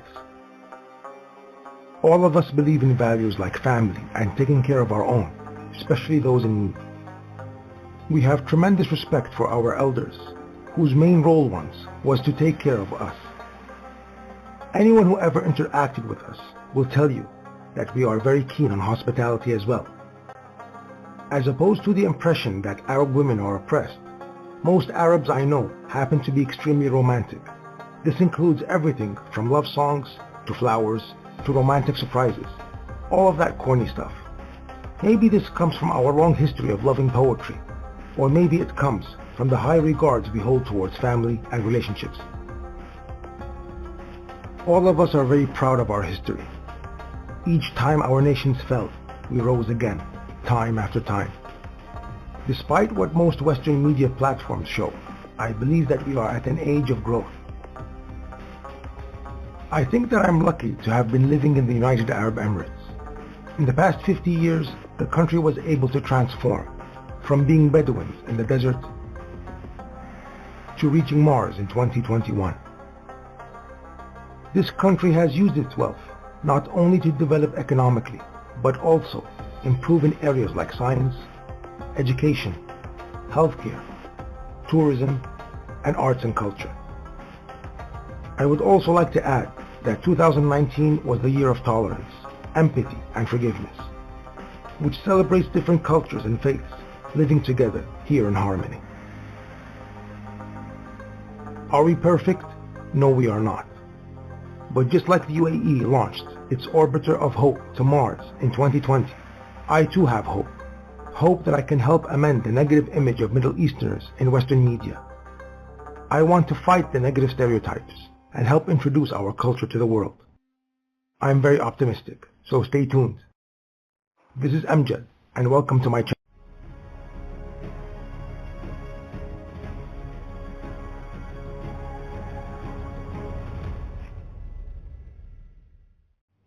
The ancient Egyptians built one of the greatest empires in history, and, despite facing many difficulties, managed to maintain their sovereignty over almost the entire Nile River Valley.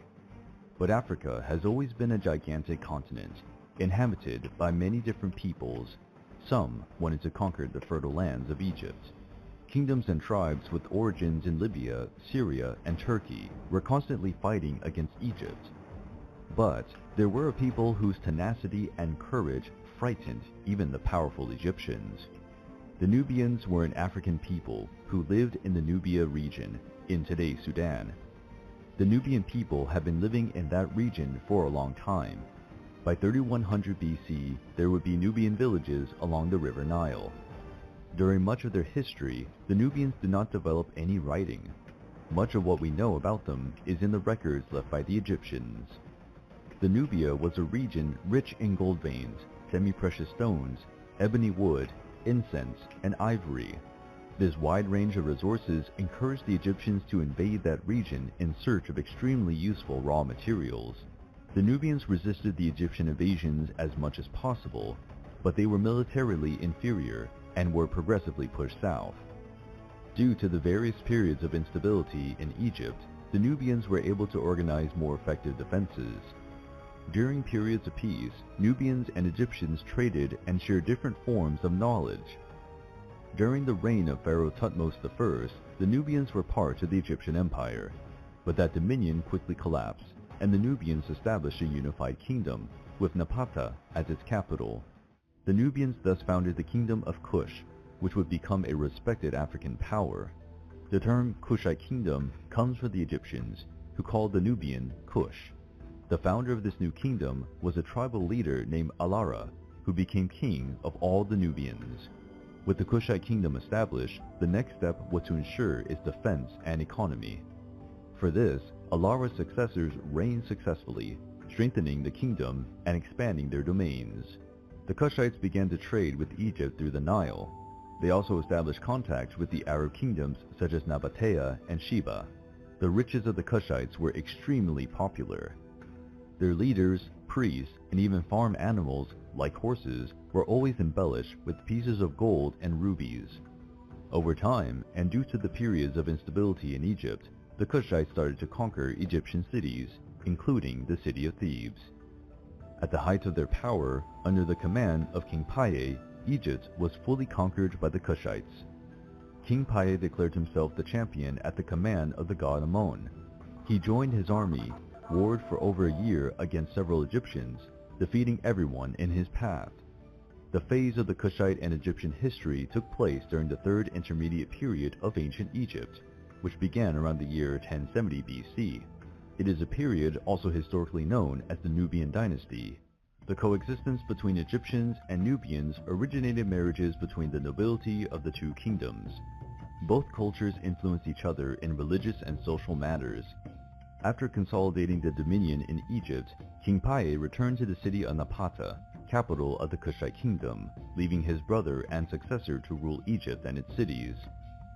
Egypt remained under Kushite rule until 656 BC, and only weakened due to the Assyrian invasions, which conquered almost all of Egypt, causing turbulent pharaohs' lands. The Assyrians were fearsome warriors, much superior militarily.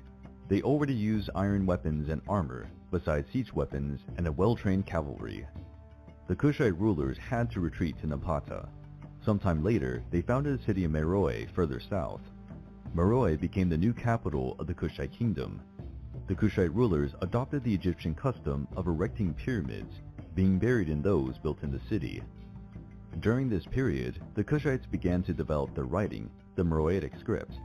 The Greek historian Diodorus Siculus claimed that the Kushite kings reigned until they received an order from the priests of the Golden Temple. When this happened, they committed suicide and passed the power to the next sovereign. This strange custom lasted until the reign of the leader Ergomenes, different from most of his compatriots. He was an educated man, having studied with Greek teachers and learned philosophy. When Ergomenes was ordered to commit suicide, he was furious. He sent his soldiers to the temple to kill the priests, putting an end to this custom. Women also had important roles in Kushite society, having an active voice in everyday matters. For several times, Kushite queens reigned without the interference of male companions. There are even reports of Kushite women who fought in battles and commanded troops. The king's mother was given the title of Candace, which means Queen Mother. She was the king and queen's advisor.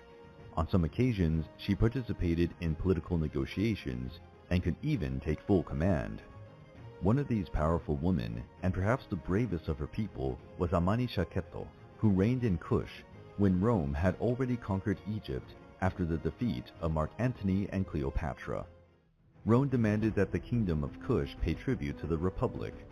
Amani-Shaketo did not accept this demand and considered it an offense, declaring war against Rome. Her soldiers advanced to pillage Egyptian cities under Roman rule. In 24 BC, the Kushites sacked the cities of Aswan, Philae, and Elephantine. They returned to Kush with prisoners, valuable objects, and Roman statues. Even the head of the statue of the Roman Emperor Augustus was taken by Amani-Shaketo in a gesture of contempt against the enemy. Upon learning this, Augustus sent Roman general Petronius and his soldiers to punish the Kushites. There are few details about the battle, but Petronius may have said that the Kushites had more than 30,000 warriors and were fighting with frightening fury. Amani-Shaketo was described as a corpulent and rough woman. She led her troops and became blind in one eye and being wounded by a Roman. After more than 3 years of fighting, the Romans finally proposed a peace agreement. In the year 20 BC, Romans and Kushites signed a peace treaty.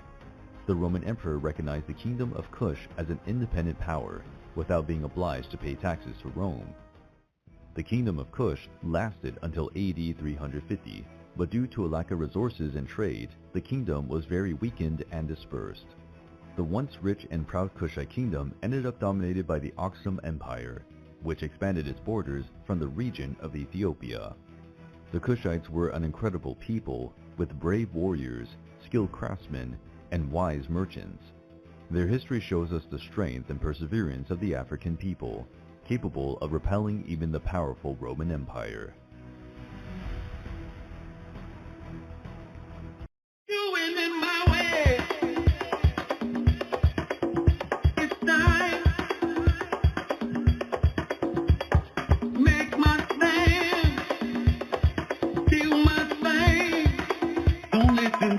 Nobody has to say.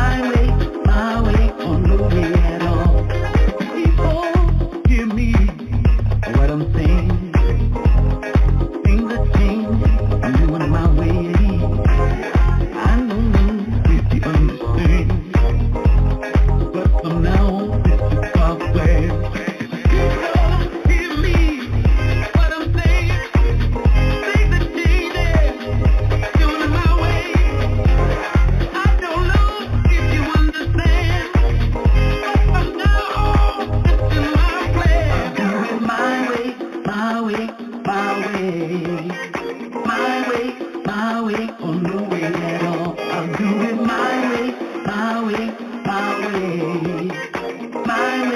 My way, or no way at all. I'll do it my way, my way, my way.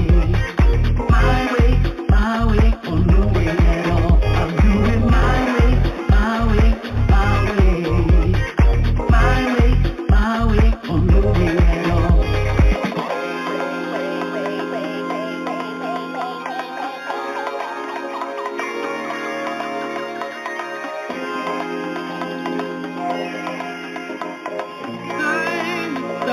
Doing things my way, yeah. My way, my way. I'll do it. Oh yeah. I'll do it my way, my way, my way. My way, or no way at all. I'll do it my way, my way, my way. My way, or no way at all. I'm so tired, so much confusion.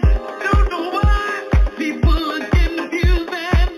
Stuff around me make me feel bad. Don't know about you, but I'm not crying 'cause I'm not sad.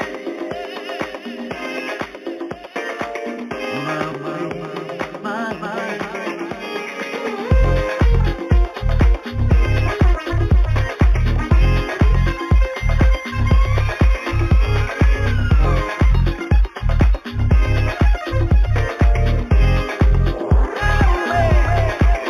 I'll do it my way, my way, my way. My way, or no way at all. I'll do it my way, my way, my way. Oh yeah, my way, or no way at all. I'll do it my way, my way, my way. My way, or no way at all. I'll do it my way, my way, my way. My way, or no way at all. I'll do it my way, my way, my way.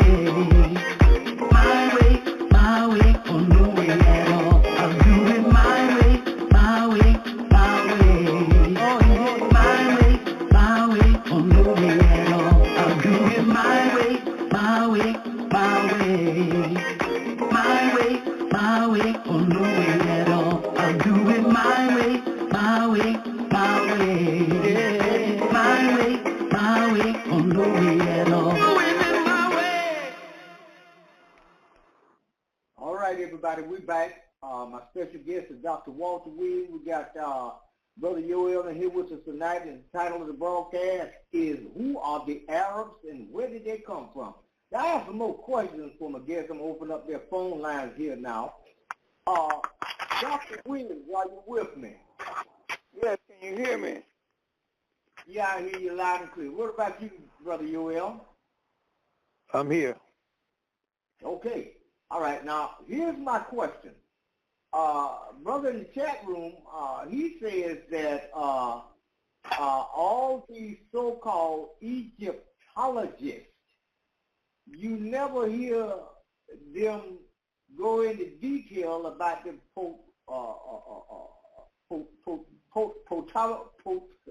Ptolemy dynasty of Egypt. Yeah, Ptolemy.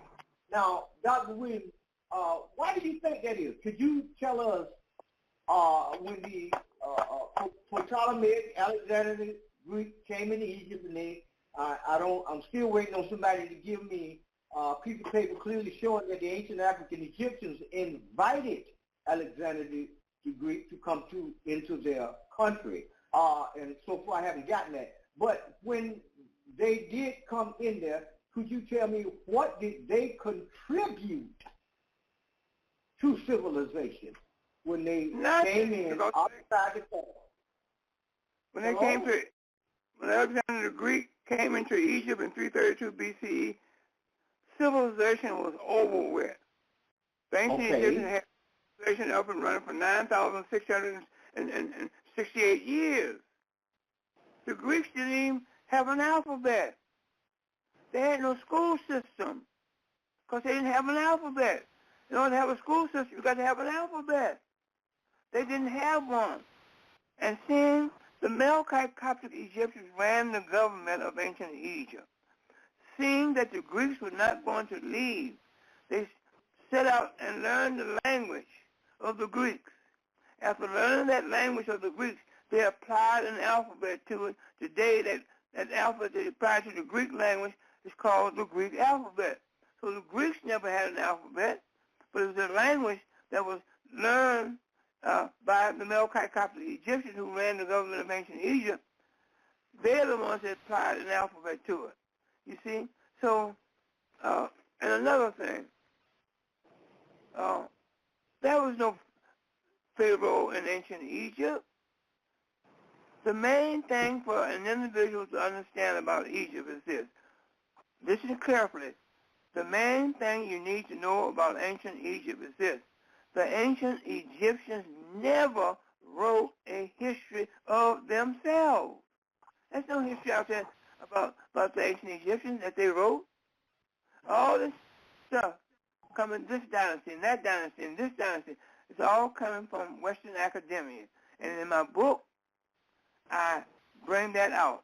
And all the dynasties in ancient Egypt written by Europeans is based on the Bible. They said that the first pharaoh of ancient Egypt was Mesram. Mesram is the son of Ham in the Bible that makes up the family table of nations. Then this guy mentioned about Cush. Cush is another son of Ham in the Bible. Okay? The Cushite king. There's no such thing as that. Okay? And this Cush is supposed to be the father of Nimrod. Okay? And Nimrod is the one that put and built the Tower of Babel. And the people in Babylon, where Nimrod is supposed to rule in the Bible, Babel. See, so all this is relating back to what the Europeans are putting out here. The ancient Egyptians lived in Egypt among other Africans in peace and harmony. Why do you see all this? What they're talking about breaks and destroys the underlying principles of Ma'at, fighting other people and killing people and all that, maiming people. That's against the laws of Ma'at. They didn't have. In my book, I bring all this out. You see? So, like I tell people, don't use a Kemet. And Carl Nelson asked me why. I said because the ancient Egyptians did not write a history of themselves to say that. So you have to really know ancient history, and white people don't believe nothing that a white person tells you about Egypt and about history. Please don't, because they don't know anything about their own damn history. Okay? So, and they're going to talk about Pharaoh. Pharaoh is a biblical name. Okay? Pharaoh and his army. No. Don't let white people tell you that. So that would be my answer to you and to our listening audience. Okay, Dr. Williams. Brother Yoel. Yes, sir. Can you shed some light on what is an Egyptologist? Well, with that. It sounds like it's the same as that comes from this. It's a construct that came from the same perpetrators of all the other ologists. You know, they created those terms, and I mean, and I have to ask the question. You must ask the question in most cases if you really want to get to the root of the matter. Is why ain't there any Americologist or there's a Europologist and all these other places? Why they have to have these experts on Egypt out here supposedly, you know, and what makes one that, and who decided that, you know? Those are the questions I have, so I don't have an answer like that per se, but a lot of questions to ask those people who use that term. You know, that seems to be the only place you got a term like that used. You don't have an Israelologist.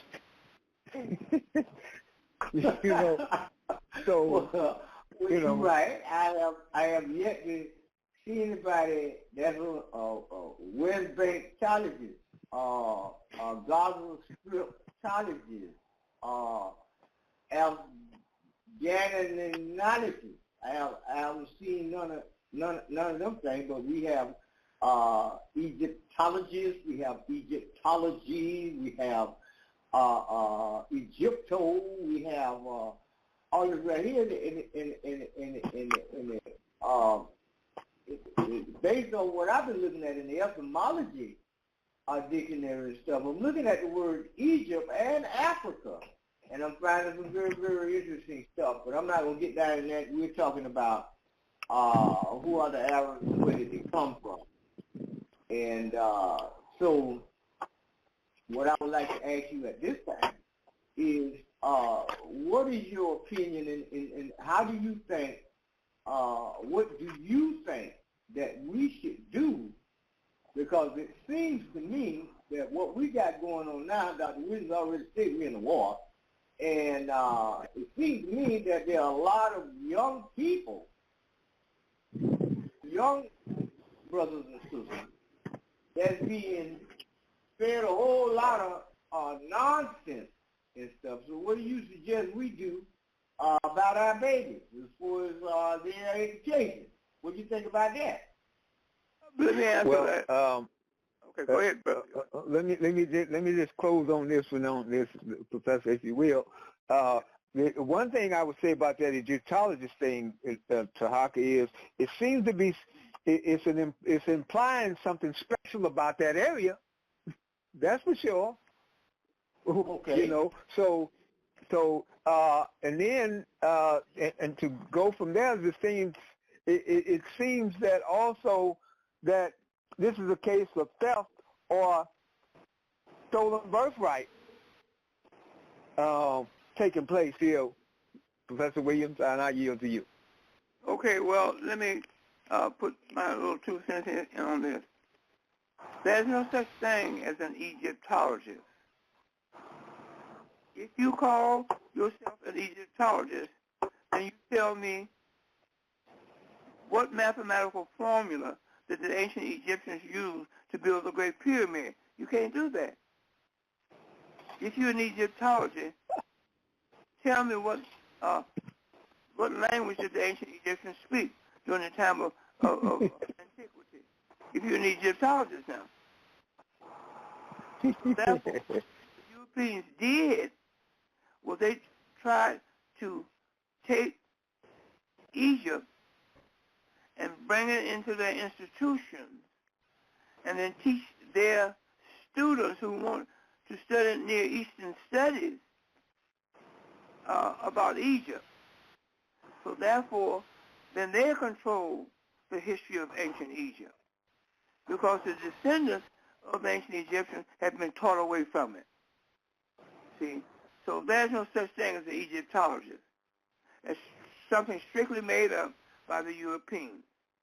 Okay? And they got our ancestors fighting because our ancestors, the ancient Egyptians, never wrote a history of themselves, nor did they have any armies or jails. They didn't need all of that because everybody they came in contact with throughout Egypt were peaceful people.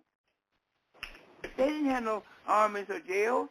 That's the reason why the European, when he went into China, the Chinese couldn't keep him out because they didn't have no armies or jails to keep him out. So therefore, he took control of Hong Kong and kept it for over 150 years and gave it back to the Chinese in the latter part of the 1900s. I would say 1997 or 98, around that time.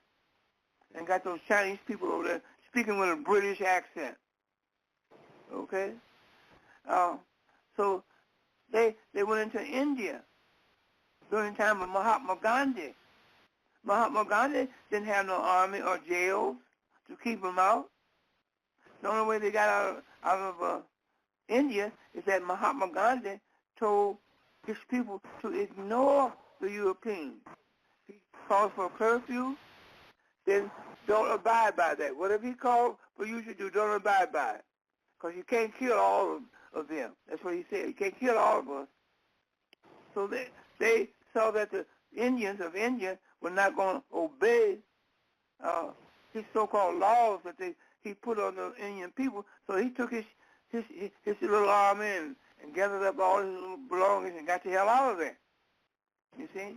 So now, when the Europeans went into Hawaii and took over Hawaii, the Hawaiians didn't have no armies or jails, you see, to keep him out. So he took over Hawaii. The same thing with Alaska. When he went into Alaska, he took over Alaska because Alaskan people did not have any armies to keep him out. He came to this hemisphere and came in contact with the American indigenous Indians. The American indigenous Indians did not have any armies or jails to keep him out of this country over here called America.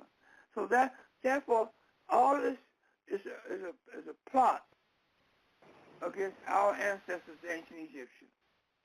So therefore, don't let and allow Europeans to teach you a damn thing, because they're going to teach you a lie. Okay? And they're going to take you away from ancient Egypt because they don't want us African people there. My book is dispelling all of that. It comes out as a very, very powerful book. Brother Tarhaka? All right. So it sounds like they want to keep... Huh? I said, so it sounds like Hawass, just like all the rest of them, they want to continue to conspire against the people, the ancient Egyptian descendants, to continue to try to steal the birthright from them. Correct. That's the whole idea. They don't want us to be nothing but Negro slaves in America. That's all they want us to be. Okay? So therefore, I've been teaching all these years about being connected with the ancient Egyptians. Well, in the early plug when we first come on, the plug that I ran, he was saying that the Cushites were black Africans, but the Egyptians was not black. They were not Negro. Well, see here, listen, the Cushite is only in the Bible. He's one of the sons of Ham, Cush. There's never been no Cushites. See? Never been no Cush. In my book, Dispelling the Myths of Ancient Egypt, the second chapter in there is to, it says, the chronologies, with an S on the end, of ancient Egypt exposed.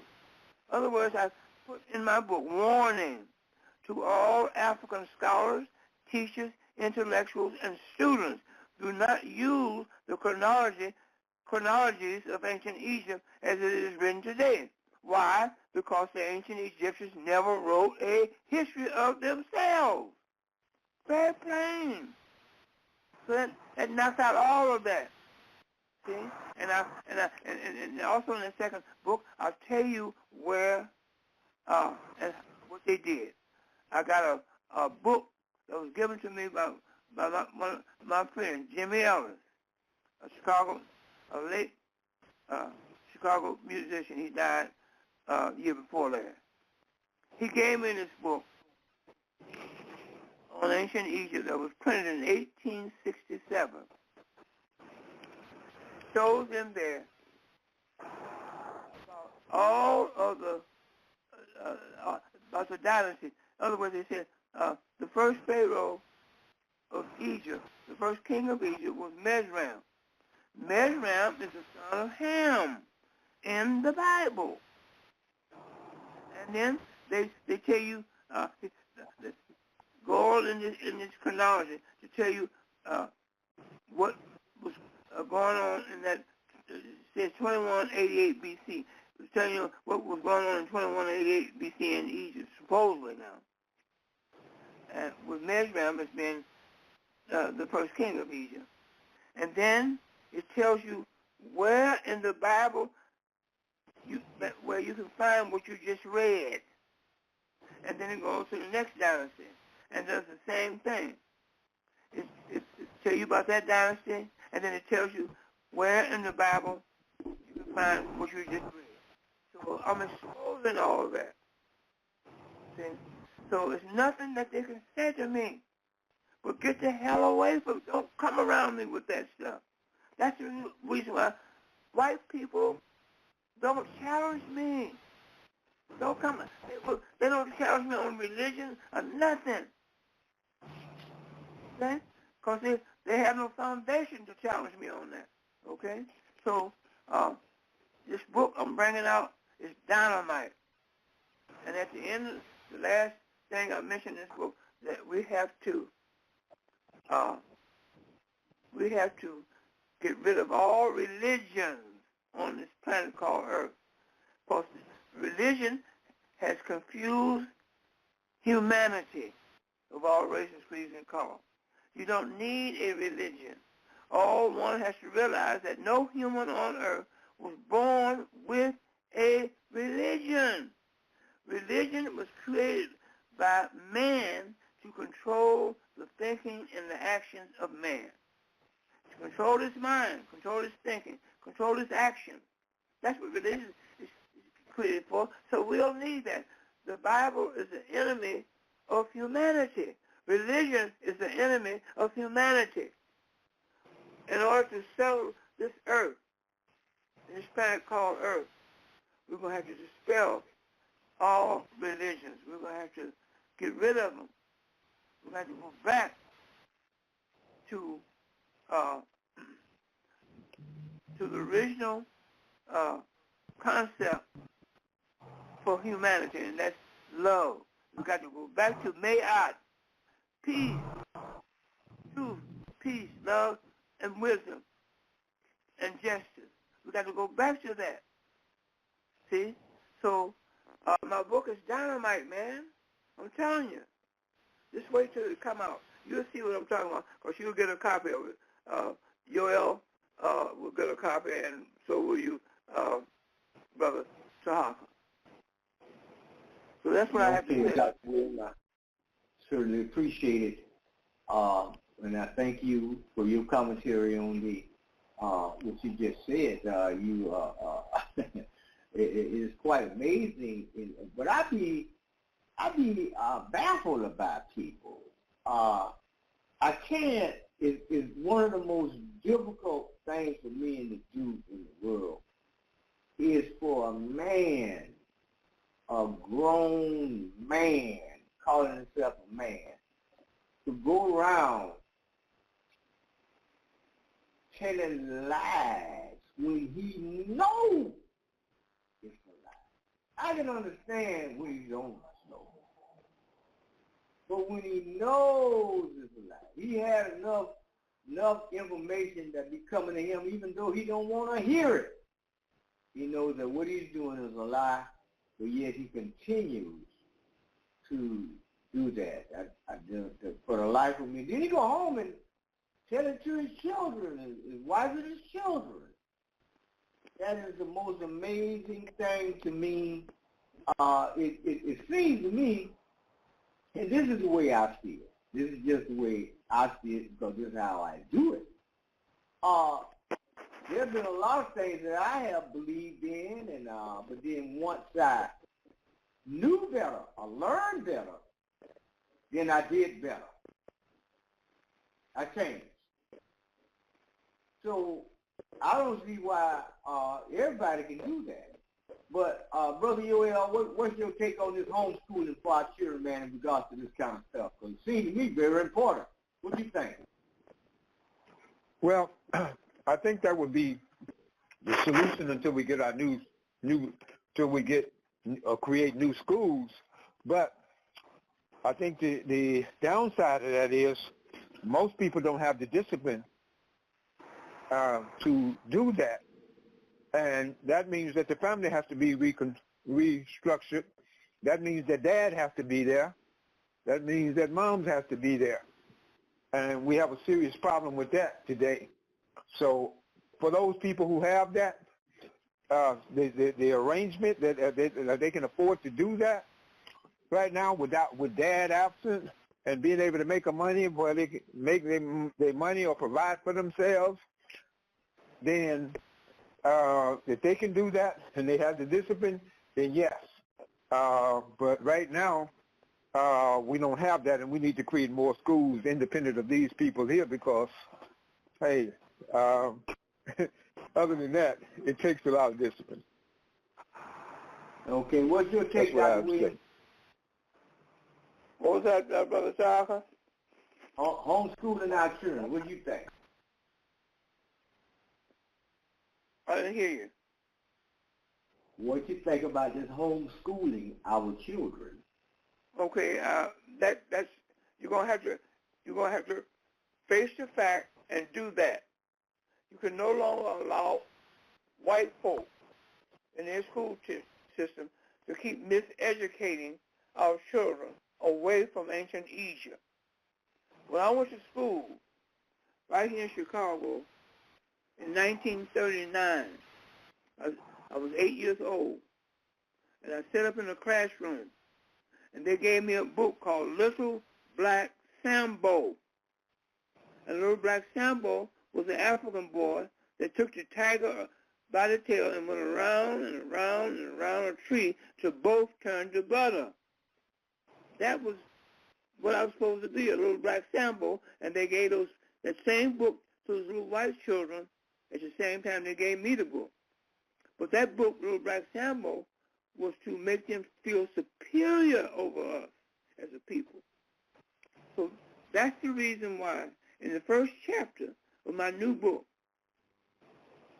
I bring out the resurrection of ancient Egypt, because it took me 36 years to find the greatness. I said as a boy, with my little mind, as a child, I said, now we got to be greater than a Little Black Sambo. And I set out to find out who we are as a people, not word, but who we are as a people, and our greatness. And when Sun Ra, I was 19 years old, a musician. Sun Ra, we would go around him, and he said that we came from one of the richest culture in the world, the ancient Egyptians. And I didn't realize at the time that he gave me my answer that I was looking for from as a boy, 8 years old, until I was 19 when I heard him say those words. But it didn't dawn on me until my wife and I, my second wife and I, we went to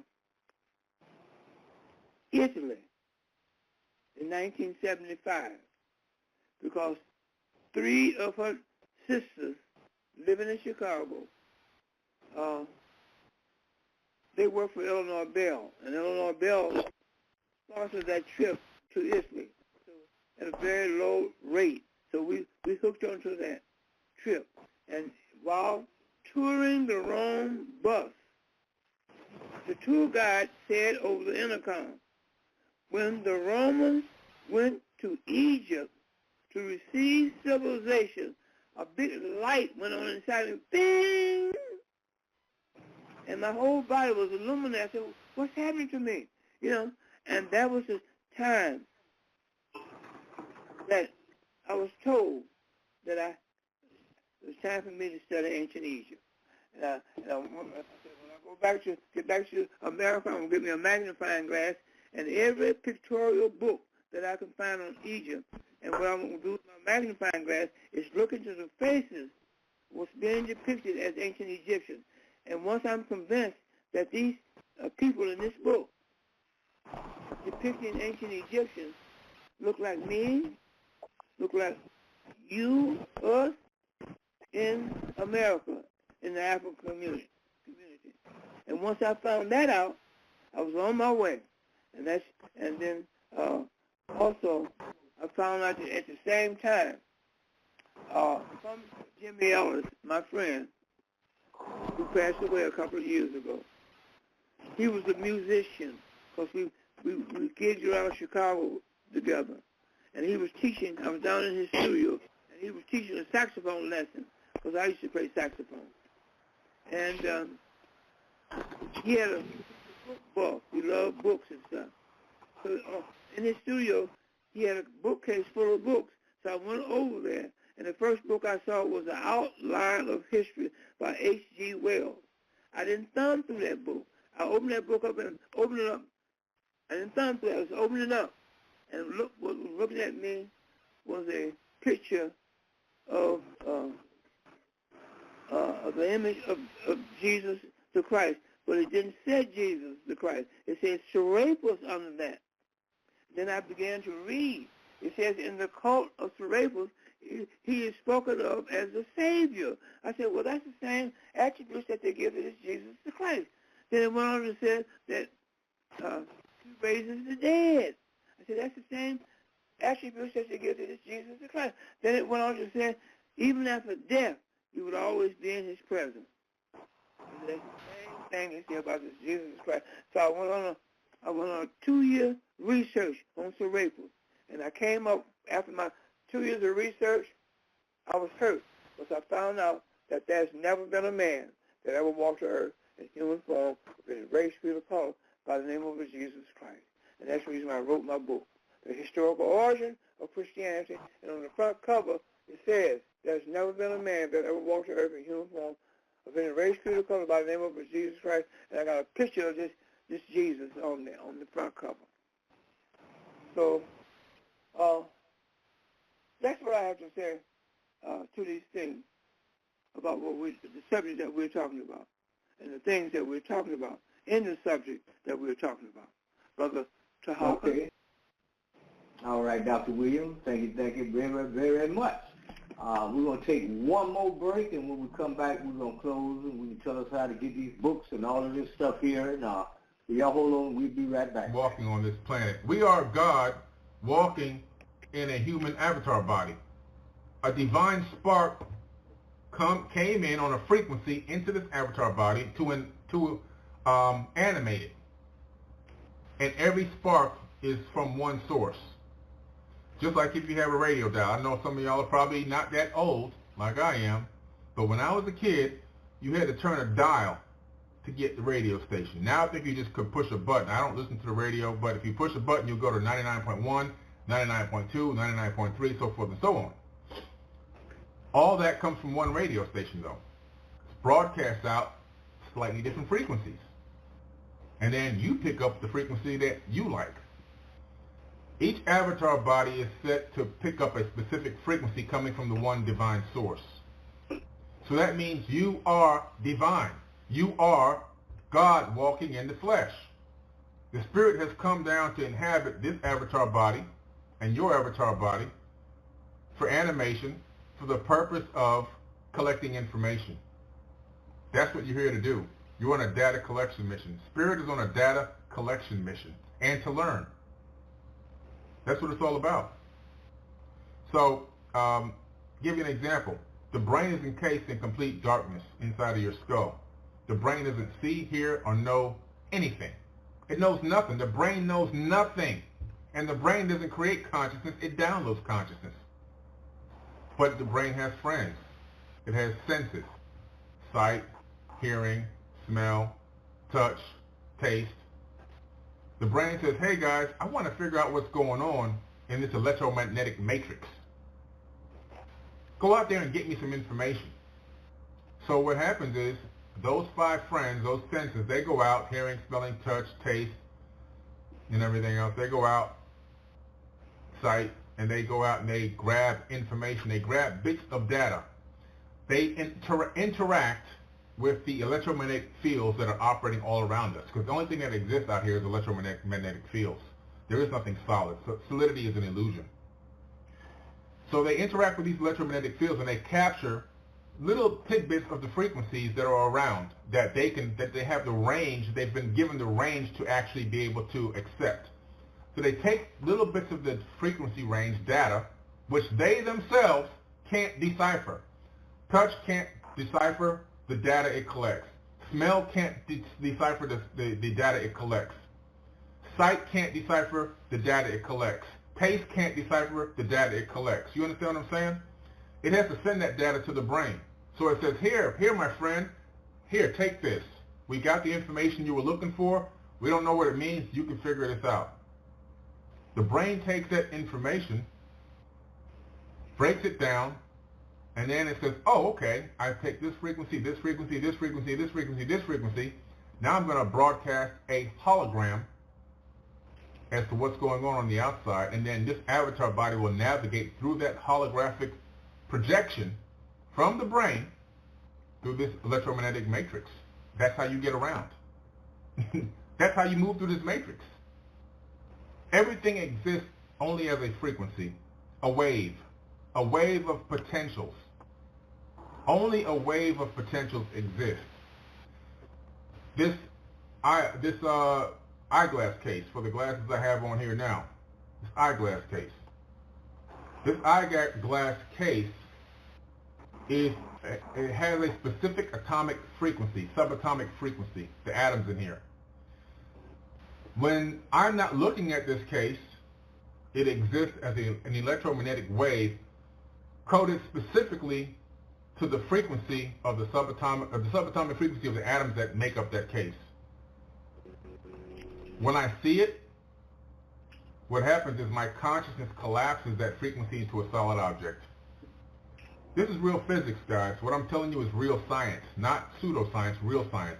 Physics.org just took the first video and photo of a solid object starting out as a wave and then converting into a solid object. They were able to capture that exact microsecond, or probably a Planck unit of time, capture that transformation. Everything in the third dimension exists only as waves.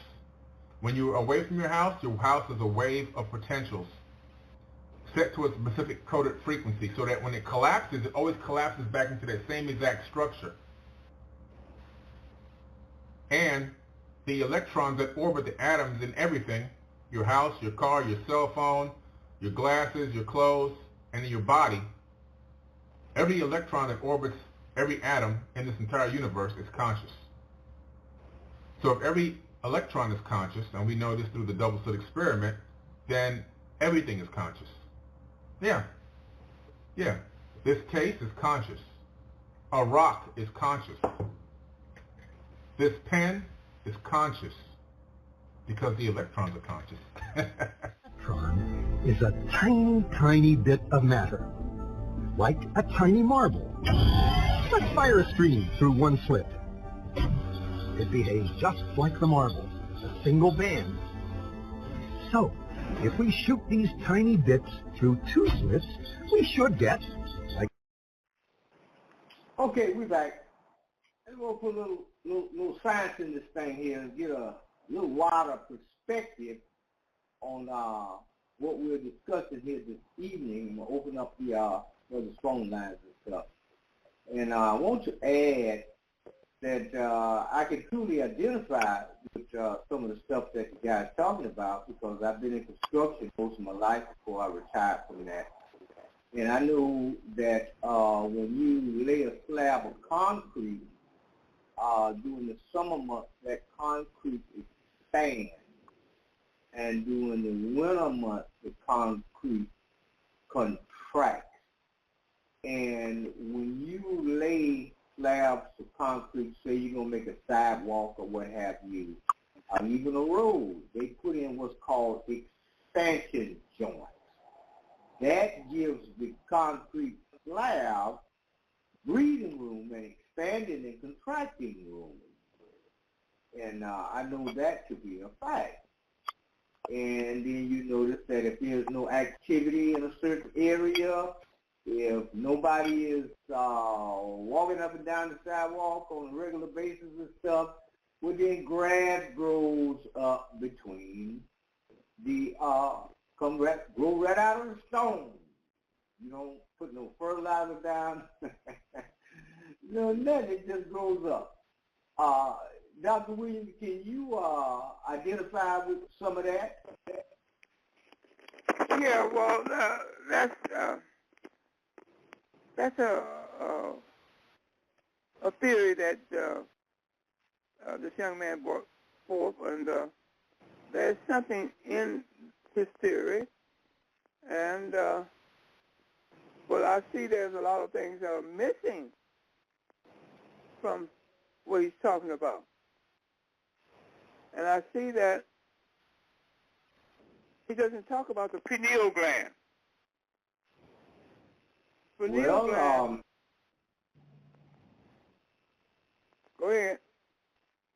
Well, what I was going to say, he has did a series on the pineal gland, but I just played a smidget of this guy. This is Billy Carson, and I just played a little smidget on it, because I want to get over into the esoteric thing about this stuff, because we see the thing about the Arabs, we know about that, where it comes from and stuff, but let's get down into the esoteric and the science and the mathematics on this stuff.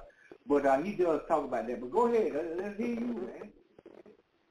Well, like I said before, I could add my 2 cents in about the pineal gland. The pineal gland is the most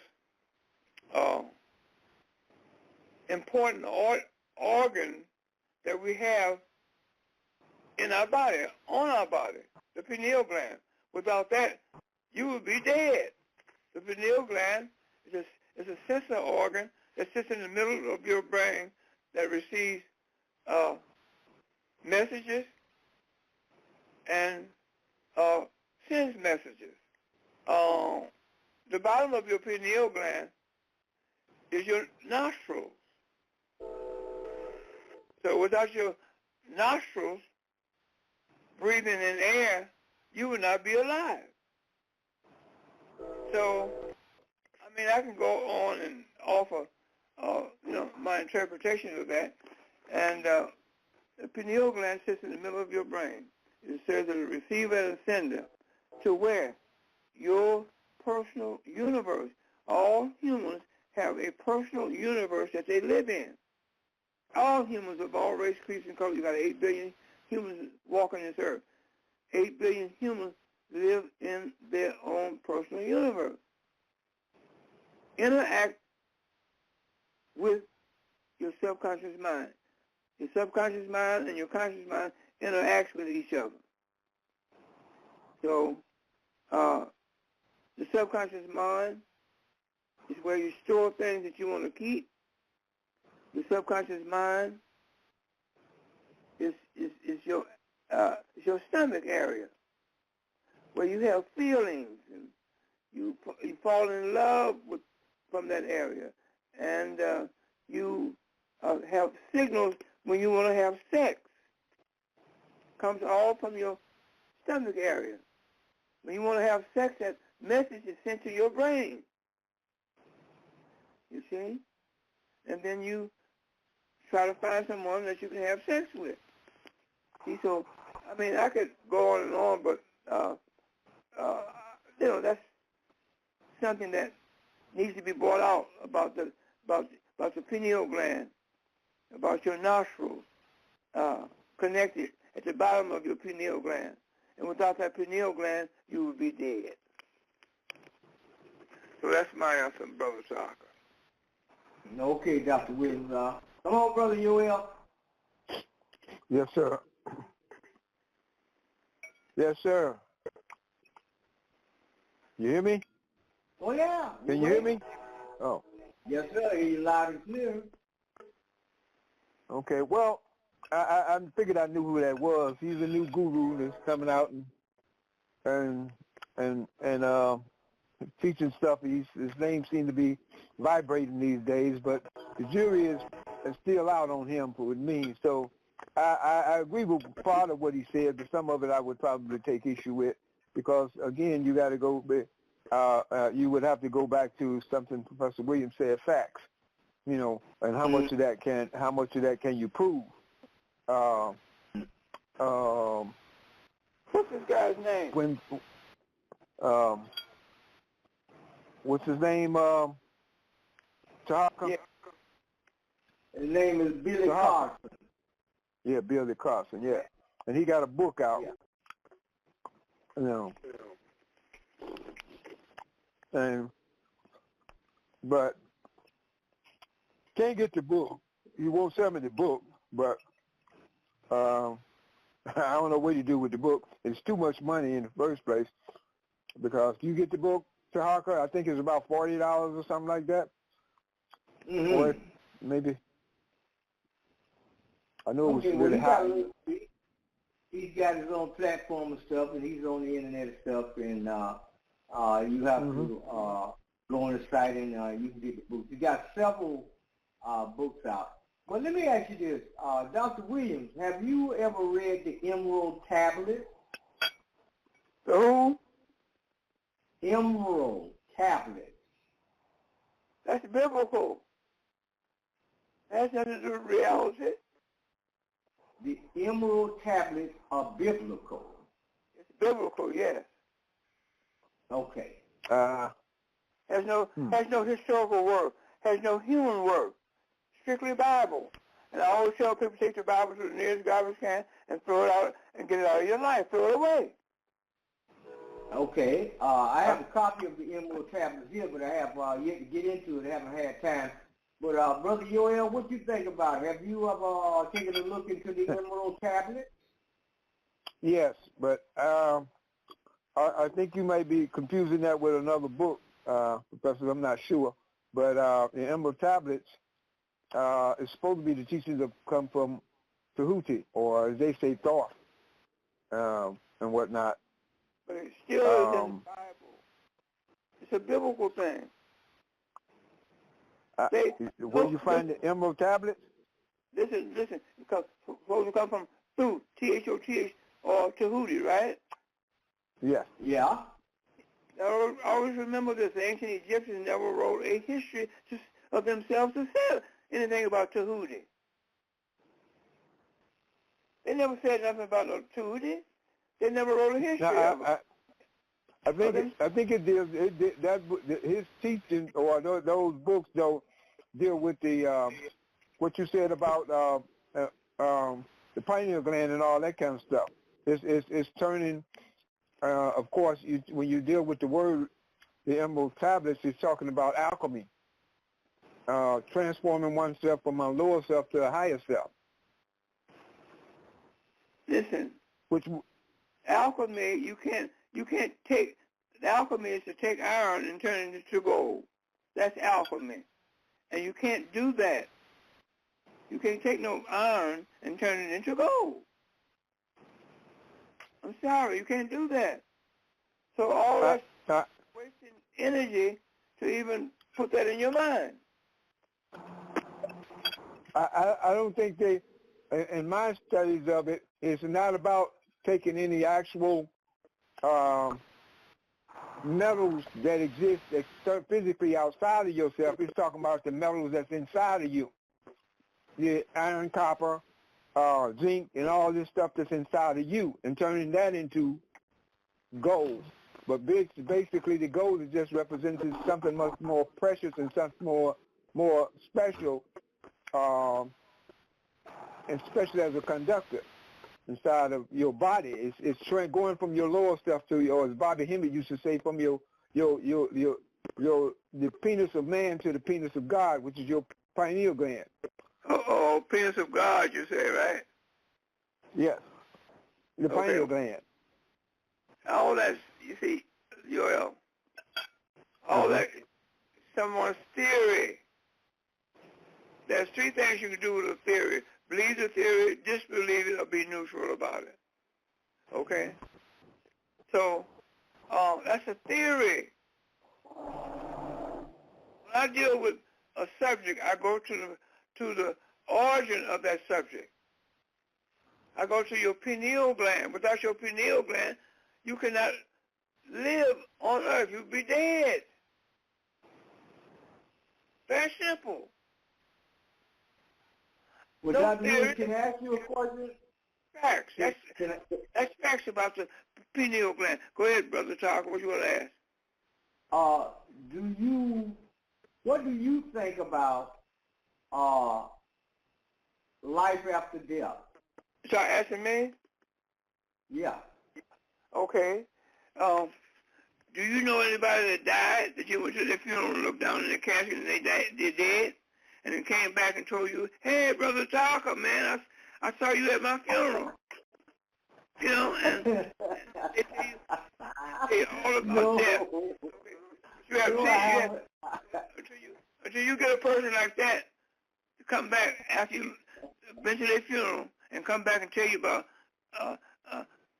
after life after during the time of death, then you will know about the death. Other than that, it's only belief, and I don't go by belief. Okay. All right. That's my answer. Brother, you same question. Well, I believe that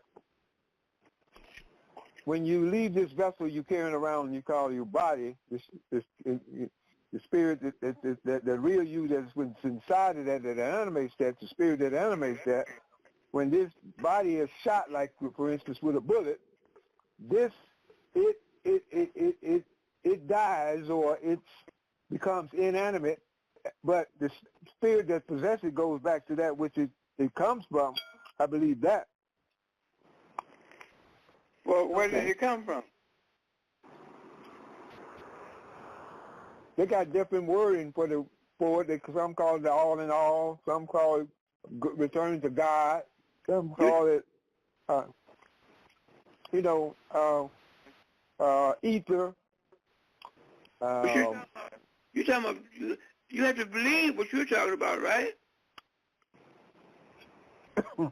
Yes, since we got no evidence to prove. Hey, so leave it alone. That's what I said. You can't prove anything after they come to a person is deceased. You don't know where their spirit goes. But a lot of that, right? A lot of that kind of teaching don't come out of Egypt, though. No, it don't come out of Egypt. They have a spiritual way of life. Based off of the laws of Ma'at. It has nothing to do with all of that. What you talking about? Okay, so it's Tahuti. Do you believe that was a Tahuti and that supposedly he's supposed to have been the God of wisdom? Do you believe that he ever existed? I have no proof that his name was Tahuti. What proof do I have? Did the ancient Egyptians say that was Tahuti? Or did white folks say that? According to some of the hieroglyphs, the symbol that symbolizes him is there present. We know that. Do what now? Well, he got according his images to all over Egypt. I can't hear you. What you said? I said his images all over Egypt, even inside the Great Pyramid. He's portrayed as a man and the head of an obelisk. And then there's another one with him as the head of a baboon and stuff. And he says that he was the priest king of Atlantis before leaving Atlantis and coming into Egypt. And he makes the statement that it is I, Tahuti, who built the Great Pyramid. That's what he states in the Emerald Tablet. Okay, well then here, there's never been a Tahuti. Did the ancient Egyptians talk about Tahuti themselves? He's carved in stone on the walls of Egypt. Huh? I see he's carved in stone on the walls of Egypt, throughout Egypt. Oh, no. Who put it there? I don't know. I have to assume that he did, or he had somebody to do it. Somebody from Egypt. Ancient Egyptians never wrote a history of themselves. Please understand that. That's very plain. They didn't write about they wrote a history of themselves. Then you said from the ancient Egyptian history, there's Tahuti in there. But they didn't say that. They didn't say that by no damn Tahuti. Okay. White folks don't let white folks tell you anything about Egypt. Don't let white folks teach you nothing. Because I they was don't just teach. asking. Huh? I was just asking the question. If you had. I gave you the answer. Okay. Well, he's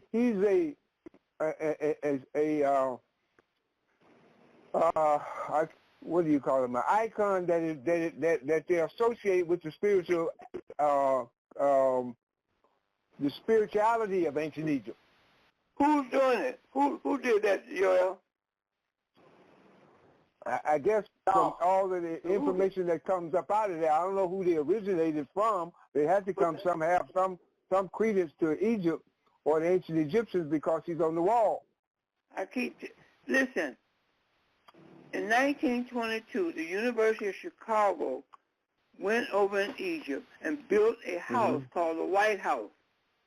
In that White House, they lived there, and different Near Eastern students come through there, forensic people come through there, ethnology people come through there, all kinds of people come, and they shut those temples down, and they put on the wall what they want to put there.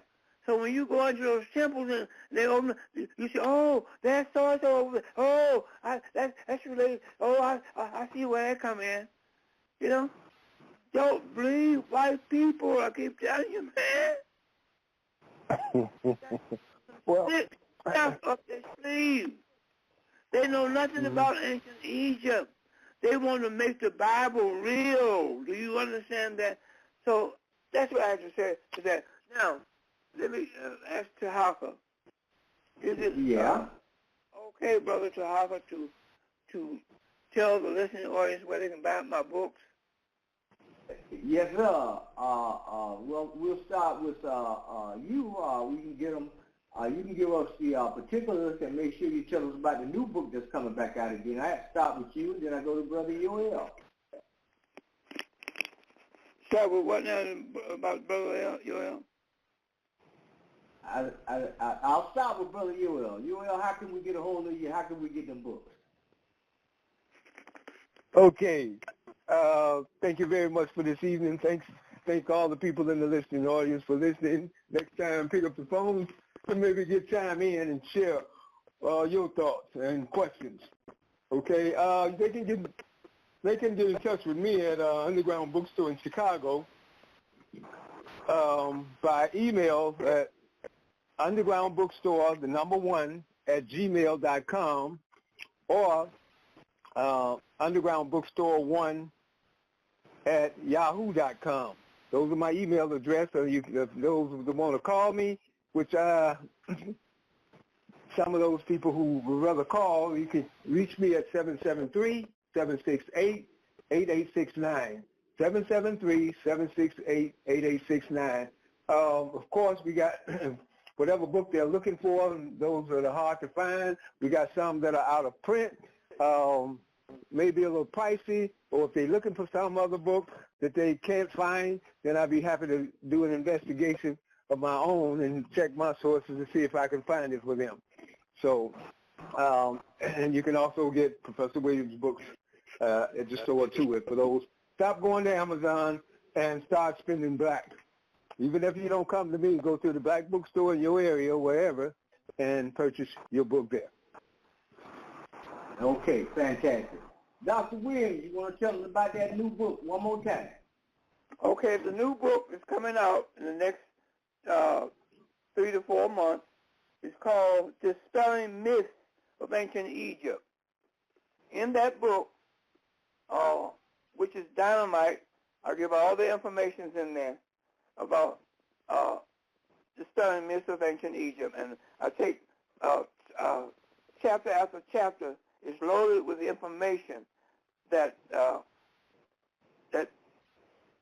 tells the reader about what misinformation is out there in the public arena today as I speak, and tell you how it got there, who put it there, and so forth and so on. So it's a very important book. It's going to resurrect us as an African people back to ancient Egypt, whether you want to or not. But the information is so powerful, you're gonna realize that how great you are and how great we are as an African people. And so that book will be out in the next 3 to 4 months at the most.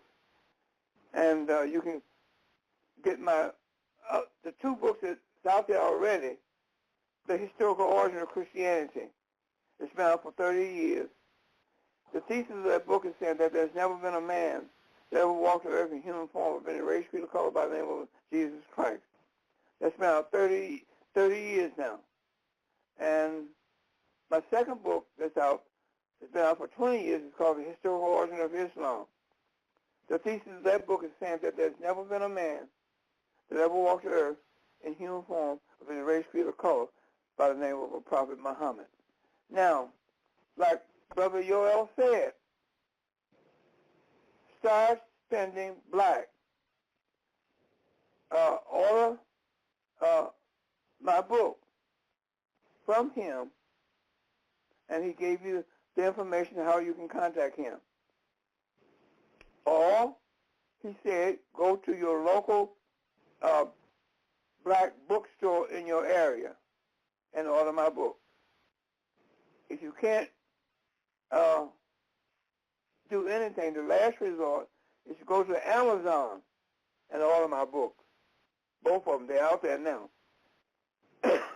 So I want to leave that information to you. Now, before I leave this broadcast tonight, I want to leave my phone number. You can reach me at area code 773-947-8662. Again, if you want to talk to me, Dr. Walter Williams, call me direct at area code 773-947-8662.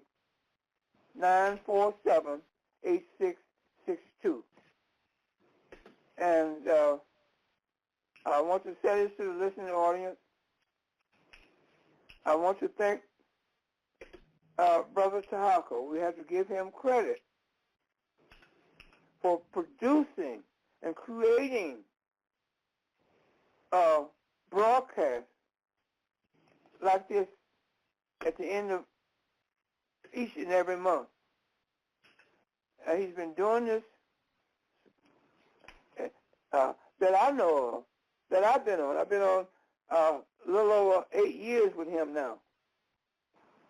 And I have to thank him for creating this platform that will allow me and others to bring information to our African community. So again, Brother Tarhaka, thank you so much for creating this platform so we can have and bring information that you allowing me as a guest to bring, and as well as Brother Yoel. So that's what I have to say. So I want to say thank you again, and we're going to sign off. Are you going to sign off now? Yeah, I'm going to sign off, and I certainly appreciate you and Brother Yoel being on here, and we'll be back again with some more informative information. And I want to say thank you all for being here, and I'm going to close you all out. And ladies and gentlemen, I hope you all got something out of the broadcast. And I've been your host, Tarhaka and Dr. Until next time.